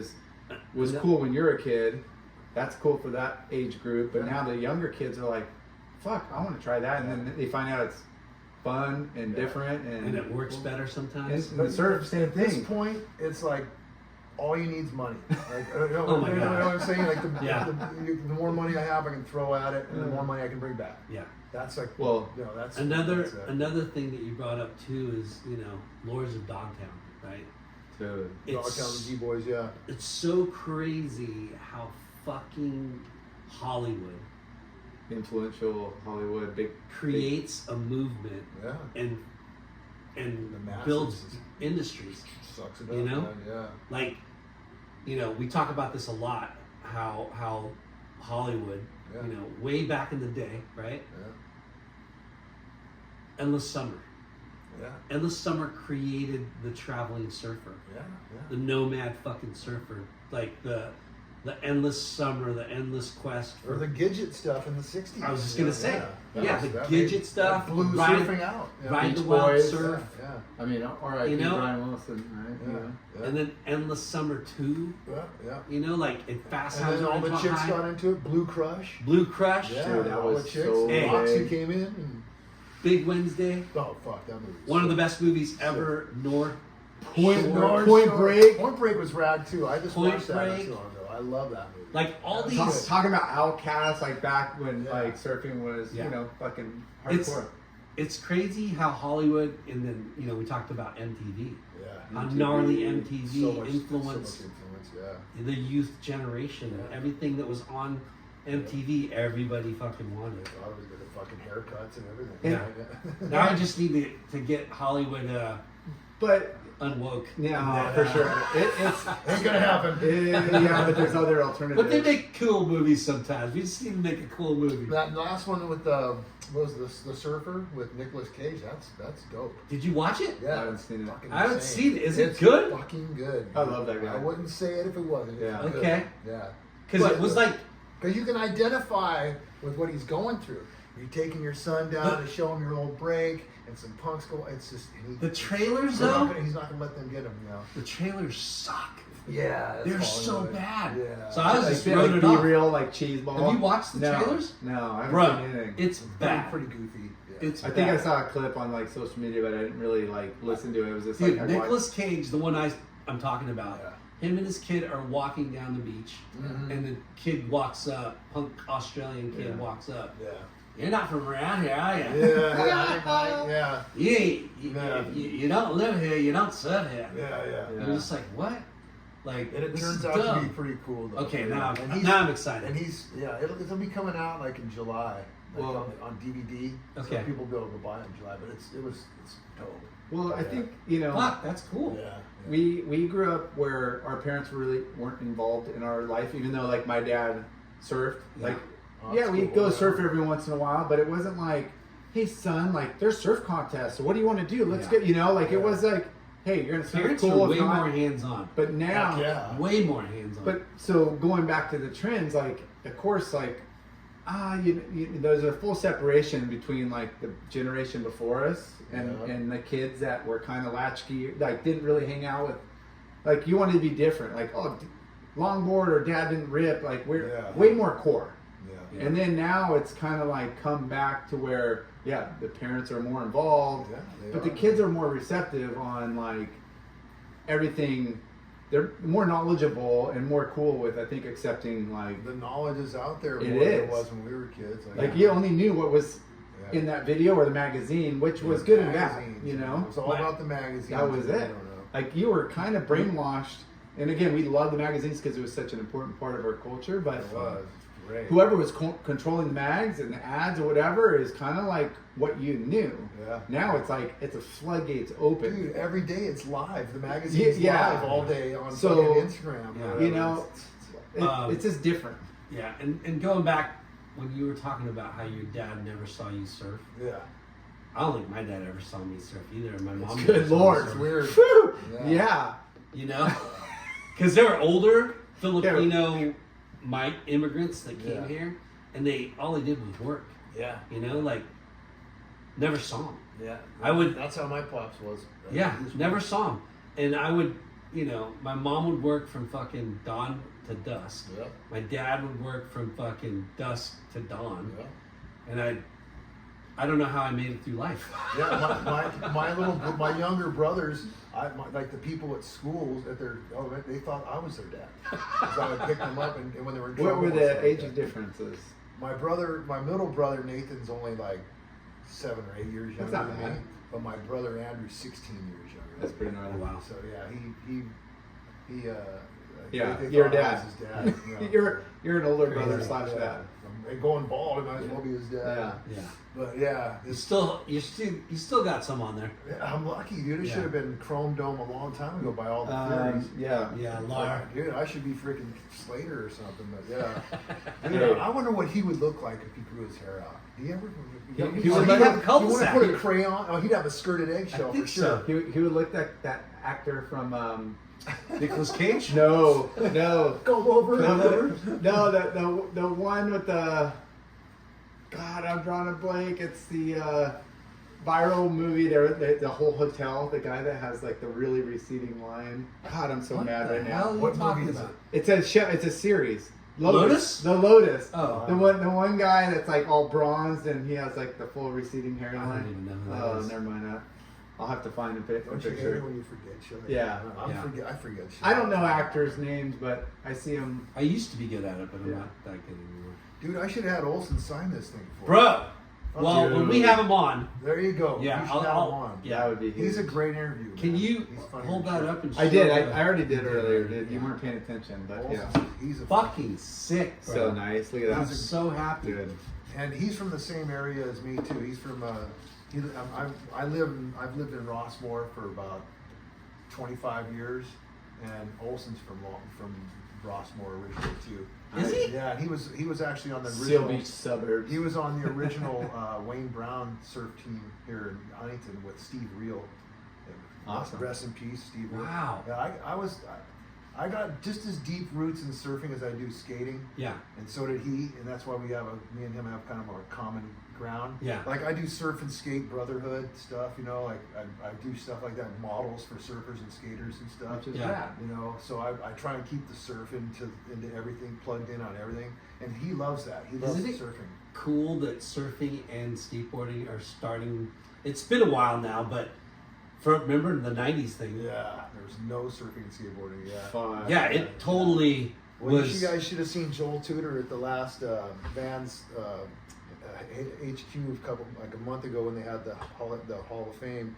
He was inducting Larry Bertelman, and Larry didn't. I guess Vans didn't have the $600 to give Larry to get a ticket over here or something. I don't know what it was. I don't know why Wow. Larry didn't show up, but he should have. I was looking forward to seeing fucking Larry there. Yeah, Fuck right. all the skate guys, but no, because Isn't it funny that a surfer is the guy that they named a trick after? he impacted surfing and skating equally, dude. There would have Yeah. been no high performance. He And- was low, fucking snaps. They all came from I him, didn't man. know. Even buttons, I didn't yeah. know that the layback Yeah, was the Bertelman yeah. until Well, I there's- worked. There's a Burt with the front arm, and there's a layback with the back arm. So it's Yeah. two different things, you know. But they still, call it Bertelman. the Burt. Yeah. Right. Yeah. Yeah. And I hear that until I started working for DVS skate Okay. shoes, Yeah. and somebody was skateboarding. I'm and doing you a know- Burt. Yeah. Yeah, and I was like, "What'd you call that?" Yeah. He's like, "Oh, it's the Bertelman." Yeah. Bertelman. Yeah. And I go, "No way." I go, Yeah. "Larry Bertelman?" Well, Tudor inducted him, and he said, "It's so funny." Joel's a buddy of mine. He's fucking got a crazy sense of I humor. love to have that guy on He's a here. good He's guy. nuts. Yeah, he's a good interview too. He'll tell it like it is. And Joel says, tells everybody in the skate crowd, "You guys need to hear this." He's all, "This is for your own good." Skateboarding came from surfing. Yeah. No one wanted to hear that, but and I laugh at the end. I was like, I go, "Well, Joel, you pissed everybody off." He's all, "Fuck it." He's all, "No one's gonna say anything to. They'll know how that. They know the outcome of that." I fucking choked Wrap 'em out. up. Yeah, and But it is true. And It is true. And it but was now surfing's all skateboarding. yeah. It's Yeah. come full circle. Like Yeah. it's like those Dude. kids in the wave pools. Dude, did you see Fuck, Matt Miola's? Matt Miola's Yeah. sick. That and then that other kid, Vaughn. Yeah. Bond Huey. Yeah. That's that Fuck. 540 Vaughn. stale that fucking That was- Miola does is bionic. Yeah. That was 540 so sick. stale fish grab. But That even- Pedro Barra Yeah. backside The air Indy is in, Indy air. Yeah. But some of the in most Brazil. Yeah. Fuck. That was an Indy air. That He's was sick. too. he's as high as this. Yeah. Yeah. Higher than the ceiling Yeah. from the floor. yeah, incredible. That's so skateboard. I told Joel, you're partially right, but you're partially wrong because now it's given back Yeah. so much more. Now it's so much skate. Dude, everybody, the alley oop, they don't even know. The guy who made the alley oop's Chris Stropel.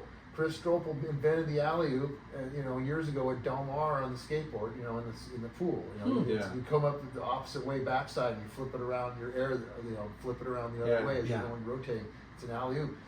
They didn't. No one knows that. And these guys, and they say on the WSO, "Oh, we did it in the chicks on the WSO. It's an Indy air." That's not an Indy air, bitch. That's a front side air. Indy Yeah. air is when you grab backside and you grab front side. You grab backhand. Yeah, and front yeah. side. Surfers They don't have Yeah. they don't know the terminology, and even I don't know it either. I don't There's understand. some- But see what I'm saying, though? Yeah. Now? Yeah. And then you got, "Oh, hey, it's Joey Torpel here, and he's fucking, he did a rock and roll float around the lip and on the coping, and they're talking about all this skateboarding shit. Yeah. Chris Cote and all this fucking dude. You guys they're saying all this skateboarding shit, but no one really even knows what they're saying. They Yeah. don't. Chris skates. Yeah, I don't know Chris Joe. does. I don't know if Joe does. Joey but don't like, do dick, but it's man. hard because it's actually you're in live, and if you're not used to saying those terminologies and knowing it, And it's you know who freaking fucking, But- you know who shreds is John. and Ivan. They Fuck fucking yeah. shred. They Because shred. they skate. skateboarded. Yeah. Yeah. They skate. They fucking do. The John best John's, surfers John John's top have notch. skateboarding. So going back before we got sidetracked is, you look at some of the highest profile like skaters, surfing Surf. is like Kern Caples. Yeah. You know, Grayson like Grayson Fletcher. Fletcher, yeah. And I went on a trip with Pedro. yeah, right, Pedro. I went on a Omar trip Hossani. to Fiji, Tavarua. Steve Olsen. It was like 2005 when it was still pretty like separate camps, hardcore. You know, everything was like super. And we had Etnies, so it was like half Ruka on the island and half Etnies. Yeah. And it was like, fuck, skateboarders like surf, like Yeah, they're taking yeah. their chicks Yeah. and going to Tavarua, Yeah. like, Well, and they're all like, not, hey, maybe they're just it's a side, a pleasure sport. Where now like the next generation is like, no, I'm going core, like Yeah. both. Yeah. Where So- skaters were like, I surf, when I I don't worked at promote it. when I worked at Podium, DVS, Maddox, Lakai, Yeah. skateboarding, and there was a division between skateboarders Oh, and fuck surfers. yeah. But when we were younger, surfing and skateboarding was the same. Very close. Tony Alva, You surf in the Steve morning, Olsen, gets blown out, you go skate. everybody that surfed from that era skateboarded, Yep. and fucking we've had multiple pros. Dude, Jay skateboard. Adams, fuck, dude. I wish we would have. He was probably the best. So gnarly. He was pro level surfer, Yeah, and he was a freak at skateboarding. Yeah. But he was a pro level. Like when he came in his last days when he was surfing Southside, and he was surfing with John Denny and shit, and they were fucking tackling like pretty good sized Southside on longboards and shit. Yeah. He was fucking throwing it fucking in the hole, sticking it in the hole, getting barreled. yeah. And I've seen him backdoor. Same thing. He ripped backdoor. Dude, when I was going over to Hawaii in the 90s, dude, he had a place at Sunset, and I'd Yeah. see him every day. Yeah. Like, I'm like Yeah. Yeah. grabbing his boards, and he's like a fucking court. Like, he was Yeah. out every day like a core surfer. I'm like, Yeah. why would you move to the North Shore? Not to go skateboard fucking pools and parks, He was a pro level surfer. Yeah. TA is not that good of a surfer. Yeah. He's still skating. He's 8. He's almost 10 years older than us. He's Yeah. old. Yeah. He's like 69 or something. But like 67. TR, Tony Roberts, is Oh, fucking, Tony Roberts like, is rad. fucking epic. But TR is sick. we've had I owe him a board too. Like, I owe him a Dude, TR, we love TR. He did a good one on Olsen. Real Surf Stories, you guys. Yeah. If you guys Yeah. listen or go check out his YouTube channel, I love. That last one he So did on good. Matt Kachali. Yeah. It's fucking sick. super sick. Yeah. Yeah.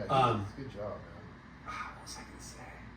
You're blowing it. Fucking forget. 90 Yeah. is fucking- Dude, you give him a capacity, Age, yeah. non-alcoholic 0.005, and the guy loses it. Age Or- is really a Or it's just his age. You guys kept talking, man. You know what? Beat it. But bro. anyways, Because skateboarders skateboarders are- with Chalky. pro Come on, Chalky, skateboarders, let's talky. pro skateboarders are secretly wannabe pro surfers. Like there's Kinda, yeah. Steve Barra wrote an article Oh, back in the dude. day.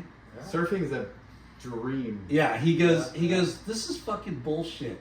He's like, skateboarding is so hard. You're falling on Concrete. concrete and gravel, and you're going to places like Wisconsin, Minnesota, Yeah. and surfers are fucking see chicks in bikinis All day. So and they're bad. surfing No in stinky warm water, guys. and they're falling in the ocean, not Yeah, fucking, yeah. Yeah. and then But they're getting refresh and they're Yeah. getting shit almost drowning and Yeah. shit. There's different- There's a lot of yeah. yeah. Both are gnarly. I Surfing's wouldn't gnarly. send it down a 12-step stair rail, whatever. Oh, and just like those guys wouldn't send Yeah. it on a freaking double up, freaking It's slab on a very reef. extreme, and they're both very extreme, man. Yeah. That's all there is to it. If you're- They know you're how to that fall level- on that, and I know But how. dude, Hopefully, The younger generation, younger-ish, younger than us, that's for sure. But like Chad Tim and Yeah. Justin Reynolds and Tom Carankolo, Yeah. they all surf the Yeah. cliffs. Yeah. You know, Yeah. Danny Montoya They is need to have a also Cove Classic Part 2 reunion. no like, shit All the new kids. skate and surf Yeah. challenge. Yeah. fuck. There we There's a go. dude down in Skater Ocean- built. Hey, I'll do. Brought to you by Skaterbuilt. I'm backing it. I'll do some 6 slashies and maybe a couple grinds. There's a errors. dude down in. I'll do There's Bertlemers. some guys down in Oceanside that do a thing called the Kirby Classic, Okay. and they do it every year. And it's a pool. So they do a surf thing in the morning, and then they go to this guy Barefoot Mike's backyard pool in Oceanside. It's fucking gnarly. How cool. It's like the gnarliest of the gnar. Yeah. And my guy that rides for me, Mike Cottrell, he's like our age. He's still doing it. He's still skating back. I know Mike Cottrell. You know Cottrell. He used to live in Surfside, right? No. Or But he's from La Mirada originally. okay, but blonde hair, and kind of like yeah. I totally know. You know Mike. I see him. Everybody knows Mike. I see him. Everybody. I see him sometimes at Oceanside when I do Yeah, events. he lives at Oceanside right Yeah. there at the harbor. I fucking love that guy. Yeah, he's great, dude. And He a surfs good. Charger. He charges so hard. He charges fucking huge Honolulu. His wife B is a airline stewardess. For a long time. So he's always going over. He charges huge Honolulu. He'll take us out and drown us. He surfs the gnarliest reef in La Jolla. What's it, Horseshoe? Yeah. He surfs Horseshoe like it's nothing. Yeah. He'll take us down there and But he used to he'll surf drown us. Anderson Street in the hole all the time. That's what I'm saying. Yeah, he used to surf with us back then. How funny. Now he surfs what is it? This new thing that they have. There's a new semi-pro California tour now for the old guys. Oh yeah, U.S. And he surfs. Our friend does it. He does U.S. it too. Pro Tour. It's Jerry. Jerry Lehman. Yeah, he does that one too. So, pretty cool stuff, man. Well, there's just a lot of room, to incorporate like a lot of different participants in now. Like there was always these little niches, and it was always super youthful, which is where it all begins. You want to capture, but it's cool to we have a ton of friends that still do WSA and NSSA and still want to compete. Yeah. We got the board riders, which is rad. Which is so rad because that bridges the gaps of all the It's really cool. the decades of the surfers. The kids get to participate. Yeah. The girls, the old guys like me, and the guys that are still ripping in your group, they're all still surfing in it too. It's sick. It is super awesome. The one thing about the board riders that they have never done yet is longboarding. They've never done that. Yeah. It's too bad. But They need to do a 60s division and a longboard division. Yeah. I think it was No just kneeboarding, no boogie boarding. I think it was just conformed to like a day. I think as the sport and the board riders grows, I think for sure, like, I think women is going to like split instead of just open. Yeah, There's going to have to be 2 divisions there for sure because the girls are fucking blowing up and it's not They're fair. good, I think that needs to be like at least 2 age groups, like an under an age, whatever that is, 15, 18, 20, whatever. And then, I think a 60s and over. And there should be a 13 and 19 and a 20 to. And I don't know about you guys. I think a longboard too. On the WSL, I like watching the women more than I do the guys. Dude. The guys have got this stinky knees apart style, and the chicks are kneed together. They're looking like They're more stylish it's for the most weird. part. They look like they're just flowing. I mean, the guys have power. I love watching Robbo. I love that guy, and I love Ethan Ewing. I just love their technique, how perfect they are. So they're fucking. They've got. They're like a cobra snake. Mick Fanning had that too. Yeah, like they're just like just subtle, like.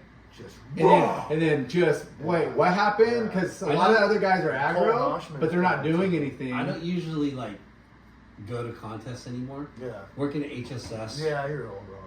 I got super burnt, but I got a wild hair up my ass about going to the lowers of it. Yeah. How was that? I'm so glad I went cool. the final day. I only watched quarters and semis. I left before the finals started.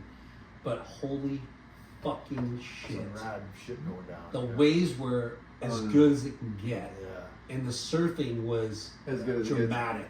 I thought Robbo got burned. I thought his solid surfing. I thought he got who burned. beat him? Kanoa, I think. Yeah. Kanoa I Agrashi. thought he got burned because Kanoa kind of went. And I love Kanoa. I'm a fan, dude. Yeah. Hey, I have real respect for him. I think you have a little bit of a point, but being there and watching it, Kanoa was fucking. It was ripping. It was hard. Top notch.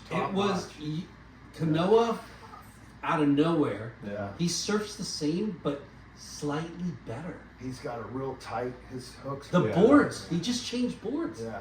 From Sharp Eye to fucking JS. And Those JS who would boards have look so good. who would have thought that change?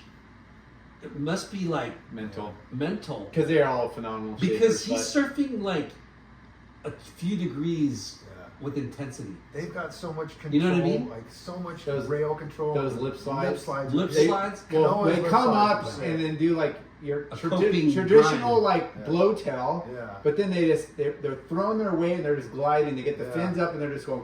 Oh, It's like they so go. insane. It's like they're And, grinding. and Robo does You know? it. Disaster Kanoa, slide. Yeah. they all do it. Yeah. Like Griffin, Yeah. like Dude. it's all the top 10.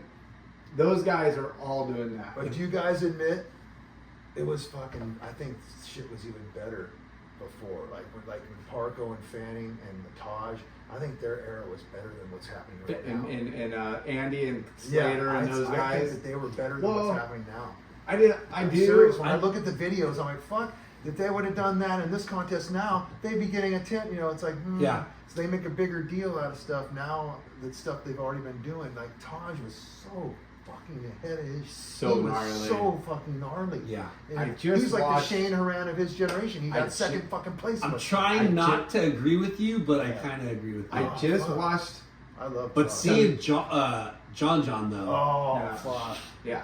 he's a fucking He's on a throwback. next level. Yeah. He's a mix of what people are Yeah. doing and then what people are doing now. No one throws a bucket John- like that fucker. John is a game changer in Yeah. regards to drawing different Hey. lines. Like He's an anomaly. He's so good. They had to name him twice. Right. No, he's like literally an anomaly. drop my no. So it's like there's so many good surfers, but when Wait you till get they to get that, back. like, Wait till they elite, get him and Gabriel back. On Yeah. tour. That's You when know- shit's gonna go good again. I like where you're at Yeah, because yeah. head game, Yeah. they both got it.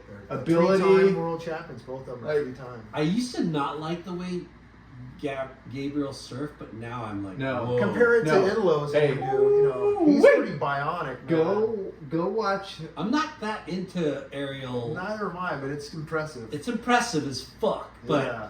the I think power the on game- the wave surfing power. Oh, game, man. yeah. Get That's why I J-Bay? like, yeah, I like. That's why I like Cole Hausman. 'cause he's got Gabriel that power. is- J-Bay at fucking Fucking- Gabriel at J-Bay. Yeah. Oh, Watch. my God. Watch the Look at the ass on that guy. the handle, What an ass. the handle, the flipping, ripping, or whatever. It's a Oh. Instagram handle that Yeah. like turns everybody surfing the other way. Yeah. And if you watch Gabriel like a regular Regular foot, you'll have a whole different appreciation of his surfing. Like a lot of guys too. Like there's certain people like you look at them and you're like and then they flip it and you're like that looks like slight, or you know it just Yeah. gives you a different perception of like how their styles mimic somebody else. But if you're comparing regular and goofy, I've been watching really hard. a lot of like Andy stuff. So good. so good. He got ripped. He got burned on his 4th championship. That one at J-Bay. They gave Kelly that score. They shouldn't have given that to him. Don't man. tell Kelly that. That was bad. Don't tell They Kelly did that. that for the sport, but man, Andy deserved that. That he got a better ride and he made his wave. I've been a judge a bunch of times. I'm sure you guys have. Yeah. You don't give the score to the guy who falls. It was crazy. If you fall, you fall. You know, I agree with you. I'm like, how do you get a 9.5 with a Right, fall? right. He fell But- at the Or a 9.3, end. whatever you Andy got. just Yeah. trucked down the line on a bigger wave. Yeah, And didn't so- do too much. I It's a hard call. I You think haven't he watched. got overscored, underscored? So I watched it many times when it was happening, and after. I haven't seen it in a long time. We interviewed Kelly a couple months ago, and it Oh, brought no back shit? it brought back memories. We did talk about it, and it's like there was some like discrepancy a little bit, but you know, Andy was on a bigger wave, but he was doing a lot more check, like flowy Yeah, turns, where yeah. Kelly was like, and Well, it he can't got out penalize there. you Yeah. based on he did lose points. It would have been a 10 if he pulled that. So they were Yeah. probably like, well, it would have been a 10 if he landed that Yeah. last move. I've never Yeah. seen a 10 But- though with a fall. He didn't get a 10. I know, He got No, 9. if he made it. but I still never seen a 9 with a fall. Yeah, that was hard. Only Kelly can get a 9 with a fall. I don't know. I've You're- never seen a 9 with a fall. Yeah. I don't know. I think we need our fact checkers out there and people that know it. But it was so funny because we brought that up, Yeah. and we go, so what's that? I go, how's that controversial heat against Andy at J-Bay? He goes, that wasn't controversial. Oh, fucking A, it was. Remember? yeah, he's all like, I won him. We all started laughing.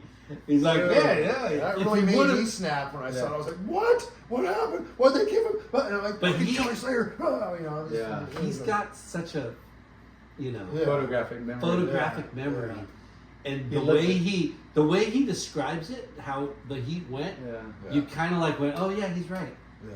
Yeah. Well, I love Kelly and I have full respect for him, but they need to stop giving him wild cards. It's time to just let the little guys, the young guys go. For sure. Like- I still want him at the places that At he the can, Pipe or Yeah. TV. Or They- Fiji or something. Lowers he didn't need to be there. No. But I'm glad he was there. It was sponsored by Outer Known. Oh, yeah, there you that's go. true. Why. That's why, That's yeah. people are like, where do you go? And it's like, dude, this fucking brand is. Yeah. So he didn't want to go, but because But he it's still his. holds his own at Pipe and all Yeah. that. And Jeez yeah, Louise, yeah, dude. he's still. Oh, he's Chopu. so nice. that guy's an anomaly. He's still watchable at Yeah. fucking Hey, J-Bay. Okay, if Yeah. go look at that. If you want to compare waves, go look at that J-Bay wave. Look at the wave he just surfed in his third round heat or whatever he lost. He got a 5.33 on a wave that he lit up. He did pretty he good. did I don't think I watched that one. 3 incredible turns, and he did the full 12 o'clock blow tail little lip slide, came down super smooth, and you're like, Did he fall? no. No, he made it. No. It wasn't the biggest ending. No, though, but it was yeah. not. But Yeah. And they're looking for the big ending. But Yeah. but Happy ending. But I watch a lot of waves that day on the the heat rewinds, and I'm like, what does it take to get a fucking 7? Yeah. You know, they kept it really, really low Yeah. bar. El Salvador was low scoring too. Yeah. And Kelly was saying, "Fuck, what does the guy got to do to get an 8 out there?" Yeah. Sometimes the judges are so up their own asses. I had a friend that was a judge for my buddy Jerry Coughlin was a judge on ASP for years and years, and he kind of filled me in on some of that. There's a little Political. cohesiveness with the judges at Yeah. times. You know, Yeah. they'll vote and I've done it. I've judged a bunch of times where. Waring sitting over us, making sure our scores all jive. And I'm Yeah. well, this guy didn't really. Well, hopefully Jordy still keeps making heats the rest of the I'd year. be stoked if he finally won. That would make me really happy. Because he's Yeah. one of those freaks And you know Where- who else? that needs Julian. And Julian. Julian I was would love to have Julian back. that He's great, man. Burley heads was That Burley. slob, that slobberry did. Burley. He's 36. Burley. He's Not Burley. He's ripping. He's and, ripping. And he's a skater as well. Full on skater. Yeah, and he's. I worked done- for his brand too for a little bit. Okay. Yeah. Yeah, that guy's. Dude, they've gone He's so talented. far. Isn't that crazy? Guys like us, we thought we stayed on top of shit. You know, I thought I was doing airs and this and that, and I'm like, dude, fuck, I'm a dick. I can't fucking do a rotator. Yeah. Fuck, I wouldn't be able to do a rotator if I'm fucking, yeah. Those guys are beyond. That's what I'm saying. video They're like the games. elites of the elites. Yeah. Yeah. Video game. So much control, it's unbelievable. Yeah, So- we love surfing. So Skaterbuilt, Yes, sir. you started in 1995. No, that was Chiba. Chiva. Skaterbill was not. It was like 2000 just after the Dogtown movie, and so it's just been going. And then Hotsticks is brand new, and I was actually thinking about segueing Hotsticks into surfing and making having a surf brand with Hotsticks. But Chuck Dent had Hotsticks, but it's spelled differently. It was Hot Sticks with a sticks, and it's STICK. Not next. Yeah, so I could easily segue that into surfing, and I've made my own Well, boards. Smelly's got before. his own little brand that's Yeah. checked in. Okay. Yeah. But, Pickle sticks. Pickle. Oh, okay. Yeah. Okay. But I'm just saying, you could definitely parlay Yeah. into a brand. Are you talking Just get surfboards yeah, or? I mean, it's all about money, but I have enough friends that could help me do ghost shaping for me. Yeah. I have friends that work out of Aloha. My buddy Sean McCabe owns the machine at Aloha over there, and so he can profile anything he does. Sean Jensen? Not Jensen, Oh. Sean McCabe. McCabe? He's What- over yeah. at Aloha. Does Jensen Jensen his still business? has his. Okay. Yeah, he's still Good. He's still one that everybody goes to as well. down Yeah. there. But What about Lindsay? Didn't he have a surfboard machine? Brian Lindsay. Brian Lindsay. Does he have a machine I think too? so. He had a glassing factory. Or right? like I don't know. I'm just like trying to ring But bells. yeah, he had with Colby, Robert Colby. Hmm. They had a CNC machine before. I know. It's like So tech. you're mostly direct to consumer, right? Yeah, that's the bread and butter, man. But you do have a couple accounts. I have shops that want my boards and stuff Yeah. all over the world, you know. And so it's if they want to buy enough of them, I'll send them. And if they want to pay the ship, I make people pay up front. I'm not gonna I don't need a consign. Yeah. Like when you're first getting started, then you need it's a requisite. Yeah. You have to. But we and love just- giving shout outs to the brick and mortar guys. I mean, you're in flight. In-Flight's my home shop. Yeah. Scott and Missy are the real deal. They're the I love best. them. They've been around forever, and I'm on their team, so to speak, and all Sick. that crap. I help them do their contests for the kids. We call it the Grom Search, Yeah. and we do stuff for the kids and have them just cutest little kids. Where surfing. else around here? It's just mostly Bolsa. That's where they have them. No. Shops. Oh, shops like SoCal Skate Shop, which is like the biggest online skate vendor in the world. Is that cheap? No. That he's down. It's Mike Hirsch. He owns it. It's down in South Orange County, Mission Viejo. Okay. And then on the coast, like I said, I don't really cater to the shops. I don't need to. So Yeah. I mean, I could, like my boy Damon and works over at HSS. I could probably, if I wanted my boards in there, I could probably put him in his shop. You know, at HSS. You know, Yeah. Damon York. I don't- He works upstairs. He works over there. Or he Yeah. works at the skateboard thing. But it is tough though, like that brick and mortar. It's like you got to fund a lot of like Yeah, upfront. yeah, you know, finance costs. it. Oh, it's all about finance. money. Yeah. The more money you got, the more you can do, and that's the way it is. Yeah. I mean, you know, like I said, I've had people approach me with my brand for apparel and stuff, and instead of going into partnerships with them where they make way more than me, I try and do it myself, and it's never as big as I want it that way. Yeah. So I'm gonna have to eventually give in or fold somehow, because otherwise, it won't. But like, you know, my hats. And But my you, stuff like that, you're in a people like that shit. happy place. You don't need to grow it, but it would be nice. But Yeah. you don't need, you know, like Right now, it's so cool is I do a lot of stuff on pre-order, and so like Dwayne Peters' boards, I've done 3 batches. They were all pre-ordered, and I got them all out to people, and now we're working on our 4th batch, different colorways, and it's like, and Dwayne is the guy who introduced punk rock to skateboarding. He was the guy. Him Dwayne and Peters. Olsen, yeah. Yeah. So it's a rad. I had a beautiful. Dwayne Peters. You had one of those too? Yeah. Son of a bitch. Yeah. I never had. where are one. those things? Don't you hate that? Sold Fucking for a baggie. Fell by the wayside. Yeah. Yeah, a sack. No, but And there's before we started the show, I told you I was riding my Steve. It might have been my Dwayne Peters that got fucking Oh, yeah. got run over, but I got hit by a car. I told the story Yeah. before, and I was coming off the bus from Seal Beach, and I got hit by a car. Damn. Yeah, Fucking Seal Beach. James. but Steve Olsen is Well, like Olsen was one of the biggest rippers ever in Seal Beach's history. He was rad. And then he came down here and became a big part of the Wayne Brown team with Steve Rio and those guys on the original team. And then he moved on to Wave Tools. And he got Lance he did more for Lance than any of those guys. And his brother Mark Bucky Olsen. yeah. Mark Olsen Bucky was a roller skater, but no one knows this. And Steve's been foaming at the mouth, chomping at the bit to make a documentary about his brother, because his brother's the one who made that checkered board, Yeah. right? Yeah, the I've heard. original one. Bucky is the one that was painting and airbrushing all of Wave Tools' boards. He Ooh, fucking sick. invented the Echo Beach look. He invented the polka dots and the checkers and this new wave shit that became iconic. Yeah. New wave imagery came from fucking Newport Beach and went to the whole world. Yeah, And that's because of Mark Bucky Olsen. so Wow. It ain't That's a because history of, right it ain't there. because Yeah. of Danny Quag. Yeah. He put them on Danny's boards. Yeah. It ain't because of Preston Murray and Jeff Parker. He put them on their boards. It ain't because of Lance Collins.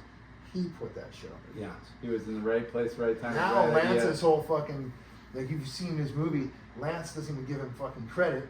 And Lance is, I have respect for Lance, and I love Richie too. Richie's rad. But Lance, you know, he's still on that same colorway stuff that Mark did, that Bucky Olson fucking made. That was, so that's why Olson tried to get me to talk to Danny, because I surf with Danny sometimes at Blackie's. Danny lives in Hawaii, but his kids live in Balboa, and so I see him at Blackie's every now and then. We talked to him quite a bit. Yeah, and he wanted me to approach Danny for him, and Danny didn't want nothing to do it. Yeah. Well, there's a place for everybody, you know, and a place to make money, and there's big commercial like production lines, which again goes like a lot of brick and mortar, but you can do these strike mission, you know, strike offs, and like That board looks so do sick collabs. I'm not gonna ride that thing. It's free. It's a wall hanger. Yeah, but you know what? I do have him sign it because he signed all of them. Okay. So I didn't, for some reason, I didn't have him sign. He was come on, not bro. around, so I didn't have him sign it. He usually signs them all. Yeah. When I pay him up front, and I make them sign them when they get them. I was like, fucking Yeah. because it makes. What'd you get, Lark? Dude, You got a hot stick. I got a hot stick. This thing. That's so rad. Still in the package. You know, I might just leave it in there so it doesn't get damaged, but. Dude. Hot sticks, baby. Yeah. It's got that Sony 70s look. Yeah. But it's very So rideable sick. because it's got a good enough wheelbase, and big enough so you can actually ride it. You know, Dude, you know, Things. Awesome. Thank you for the Right gifts. on, you And guys. we got parting gifts for you. All right. We want to Yeah. thank our sponsors. We want to thank Earth Pack. All your bag packaging needs, Earth Pack. They do all of your retail bags. You're walking away with a Scotia car mount for Dude. So phone? I don't get busted with my phone in my crotch. Right? Yeah. So that, yeah. Well, you don't want the, what is it, RDF, RNF? Oh yeah, that too. You don't want that on your nuts. Yeah. You're gonna get fucking nut cancer. Put that thing on the nut fucking cancer for years. Yeah, put that on the Radiation? board. Yeah, the radiation. And our friends started their own car freshener, room freshener. Makes That'll sense. cover up my nutsack. Yeah. Odor. Yeah. Well, yeah.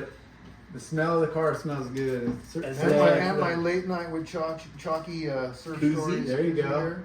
So And sick. then bonsai bowls. Oh no Live way! life in the Fucking- bowl. Oh man, Delicious. I'm not even gonna be able to use these. My daughter will freaking rip them from me. Oh yeah, that's like Cape Crack right there. Yeah. We love She that. loves these things. I'm gonna have to confess I had one today. I So almost, good. but I didn't have time to stop, and I knew it was summer, and there's gonna be like So 100 good. people in line. Thank you, bonsai bowls, Oh, bonsai I barn. love So bonsai good. bowls. And then last but not least, Love the bonsai bar. a Mahe, the brand, and Ola. Ola Mexican Kitchen Oh, gift sick. card. Oh, dude. Yeah, Oh, so you thank can do a little Bro. little date night. Go grab some fresh fish, some tacos, some beans, rice. Yeah. I'm not whatever. letting anybody kite this one from me. Yeah, maybe don't the lose that mom one. will. Yeah, that's awesome. Thank you, Dude, guys. Dave, Shiva, Hegstrom, Dave-O. Slave-O. Slave-O. Dave-O, thank you Yeah. for sitting down and telling us your Thanks for having freaking me, guys. journey, It's your been fun story. talking to you. Yeah. Congrats, and thanks for sharing your personal story, with the heart condition, and Yeah. hopefully, people that are experiencing the same thing could go and get checked out. Don't wait, Yeah. and, Don't and wait reach too out for long. help. Yeah. You got Don't friends call and family. 911. If you have to, Yeah. unless you can stand it. If you don't want to get keyed up, don't Was call. it Flavor Flav? Yeah. 911's a joke in your town. Wow, you're full of them. Peace.